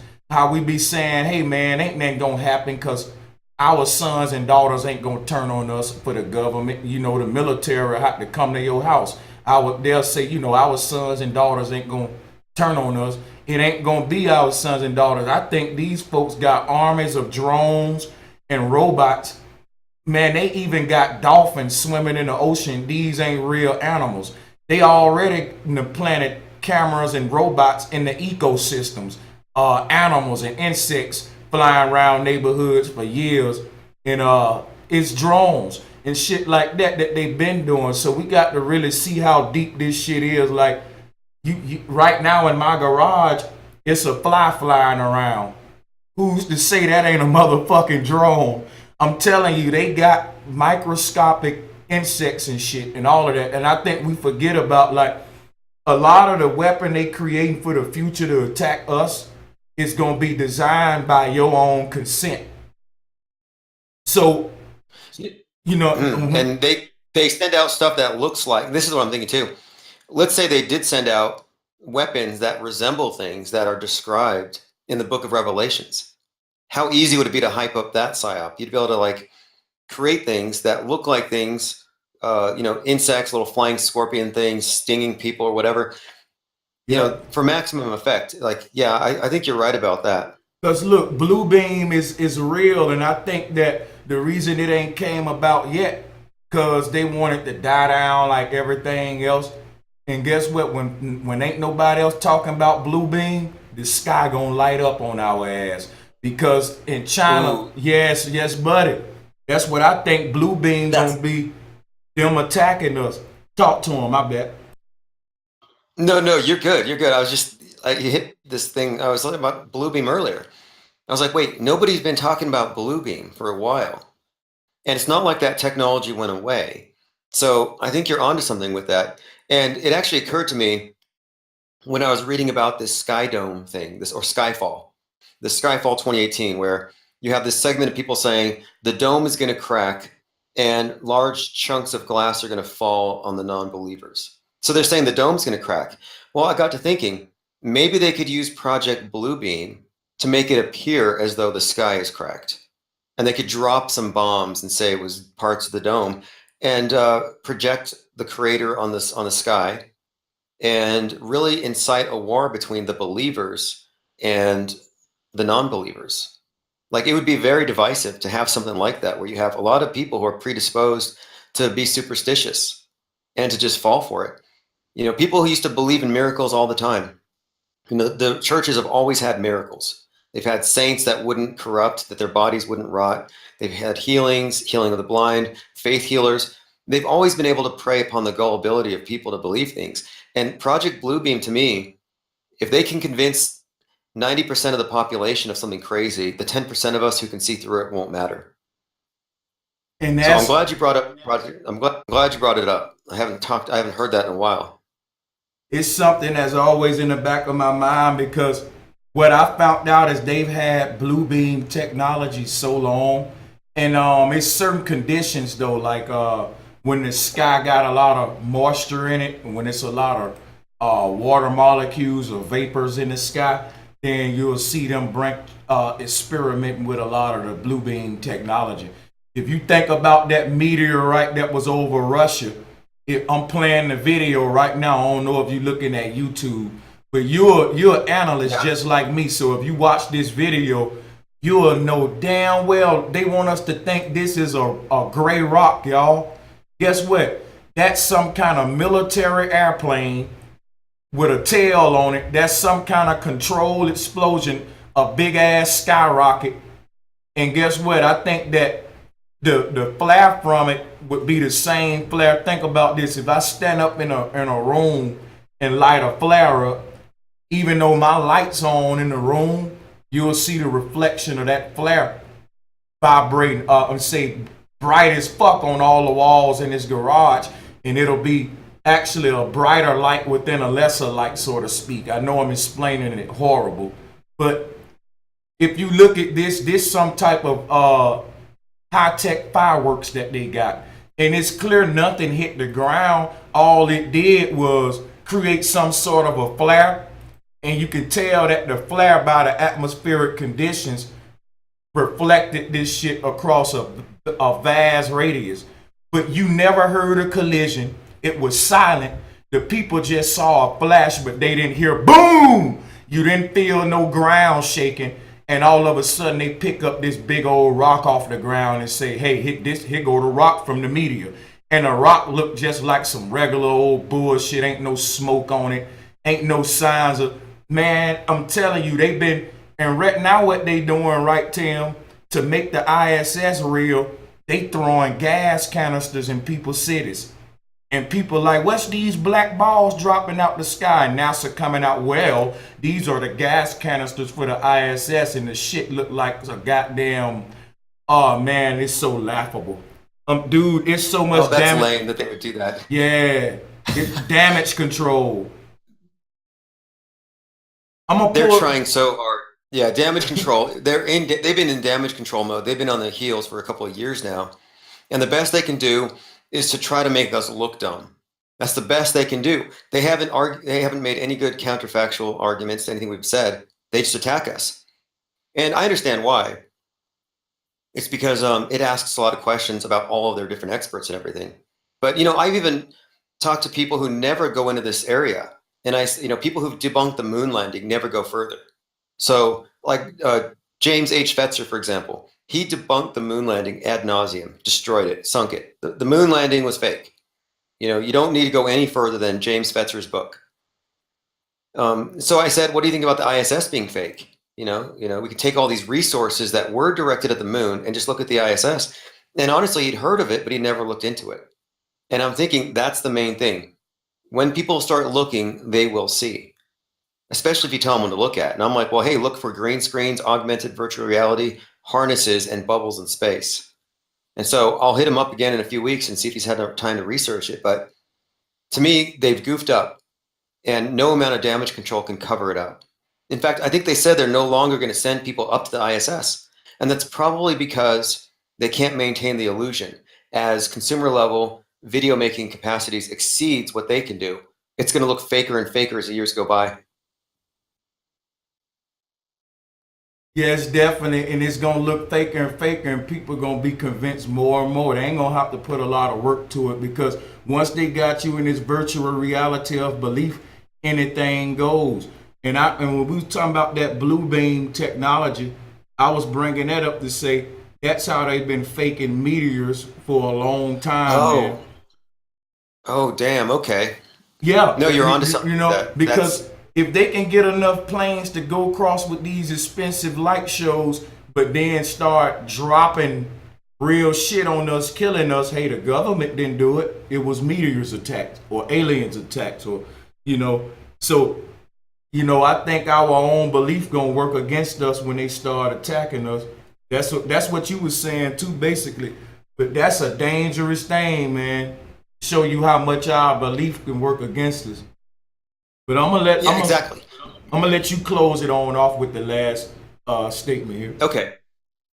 Yeah, okay. Yeah, the main thing is I'm all for thinking and let thinking, think and let think. But we have to recognize that beliefs themselves divorce you from reality. And if we allow our reality to be completely scripted for us and defined for us by people who don't have our best interests, it can be used against us. So if we're not paying attention and they tell us what to think and how to think, we're going to react the way they tell us to react. It's why every time you have some type of light show, like on the 23rd of last December, Elon Musk sent one of his rockets up and everybody assumed it was a UFO. It's like, why would you assume, or as an alien, why would you jump to the conclusion you're seeing something extraterrestrial? It's because they've set us up with all kinds of presuppositions and beliefs. And so I just think that right now we have to examine our beliefs and say, is this something that is true or something that somebody benefits for me to think is true? Whether it's global warming or the shape of the earth, all these things need to be questioned, like really as soon as possible, because a bunch of deceived people who are willing to believe a lot of dumb stuff, if they outnumber us, well, then they're going to define what comes next. If they can convince 95 or 99% of the population that we need to be protected from a UFO invasion, they'll pull one off. Like, to me, the fact that most people believe Starman is real says that the masses are probably going to accept lunar bases like very soon. We're going to have a movie of a bunch of dorks on the moon, and we're going to think, and people are going to believe it's real.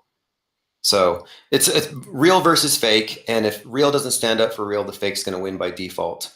And So that's all. I'm telling you, it's more fake than real. So the few real we got to stand up twice as hard to make the numbers match. That's why I support what you're doing with the actions you take. And I want to ask you one more question before you get out of here. On behalf of me and the people, Donald Trump's Space Force. What you think about it, bro?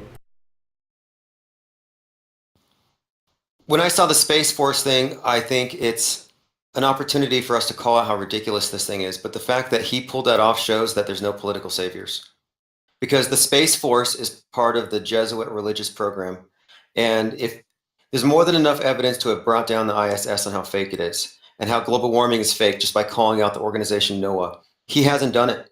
So Trump signing on to the Space Force is Trump complying with the goals of the space program, which is the Babylon mystery religion. So we don't need a political savior anyway. But if you had hopes that Trump was one, sorry, get rid of that.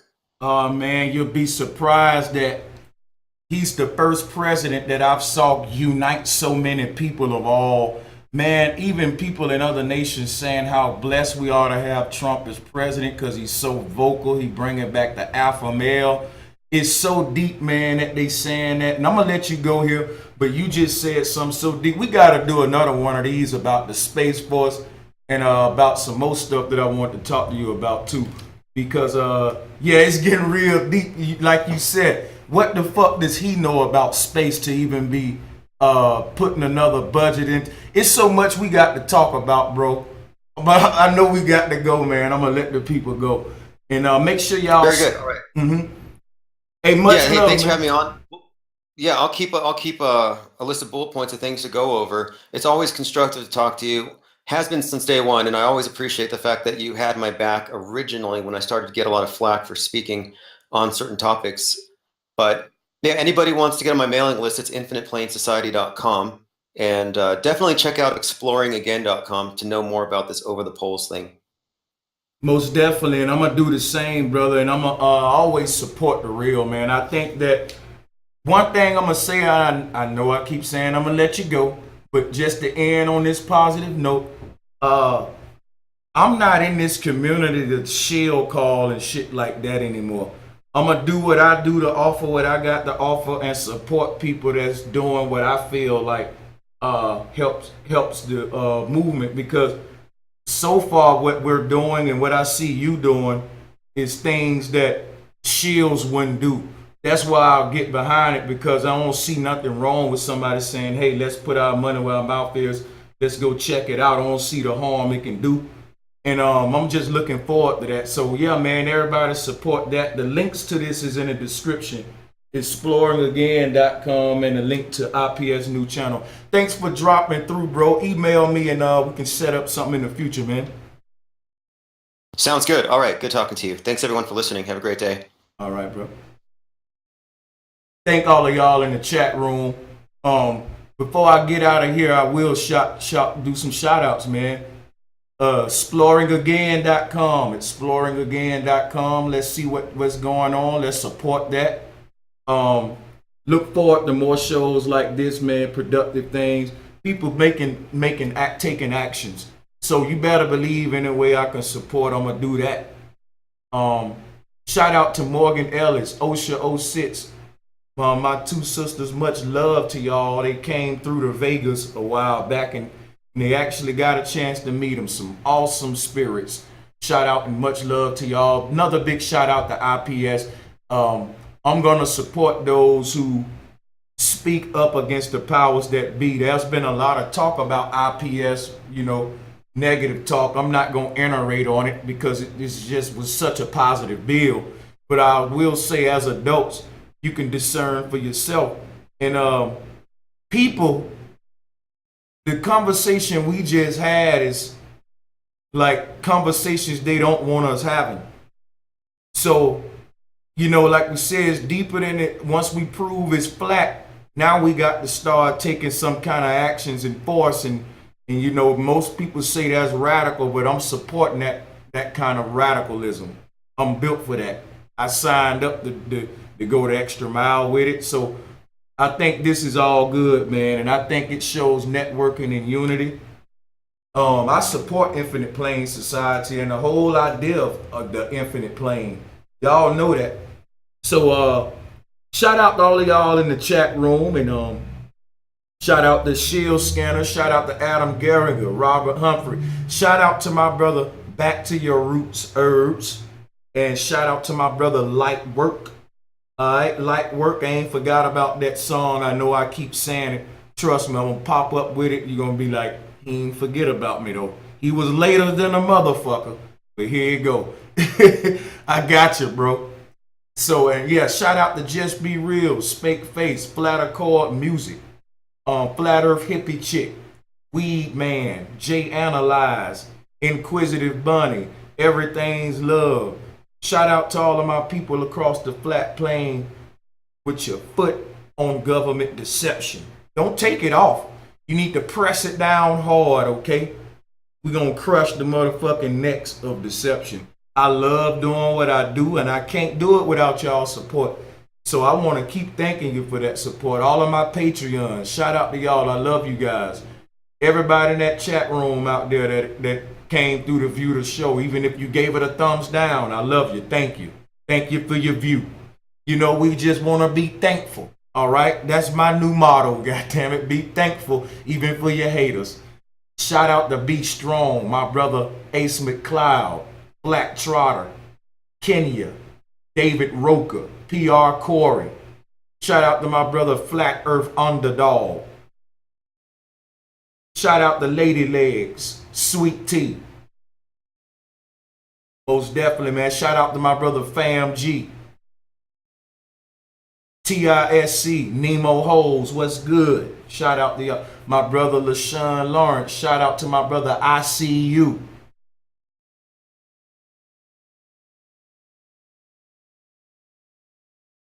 Yeah, man. Appreciate y'all love, man. Shout out to you, ICU. Another shout out to my brother Back to Your Roots.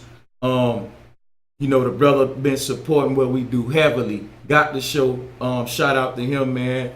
And I'm gonna be giving away some more Flat Power gear and some more crystals coming up. So make sure y'all stay tuned. I'm only gonna do it on this channel because that's the gear. The gear is Flat Power gear. So we're gonna give it away right here. We're gonna do it the right way. Shout out to Copaesthetic. Shout out to the HOTC and the brother Huey P and the brother Sir Drop. Shout out to them HOTC brothers. Shout out to Marilyn Brown, Donald Putnam, Shout out to Allegedly Dave. Allegedly Dave Murphy. Shout out to Teardrop Hall. That's my family right there all day. Much love, Teardrop.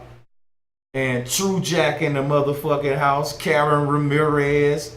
Rack Busters. Shout out to y'all, okay? Appreciate every last one of y'all from stopping by. And another shout out to Morgan Ellis, man. And to the sister Osha.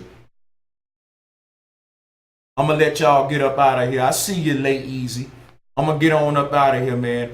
Stay tuned so y'all can, win some crystal gifts. I'm going to give out a lot of stuff that way more people can have a chance to win some.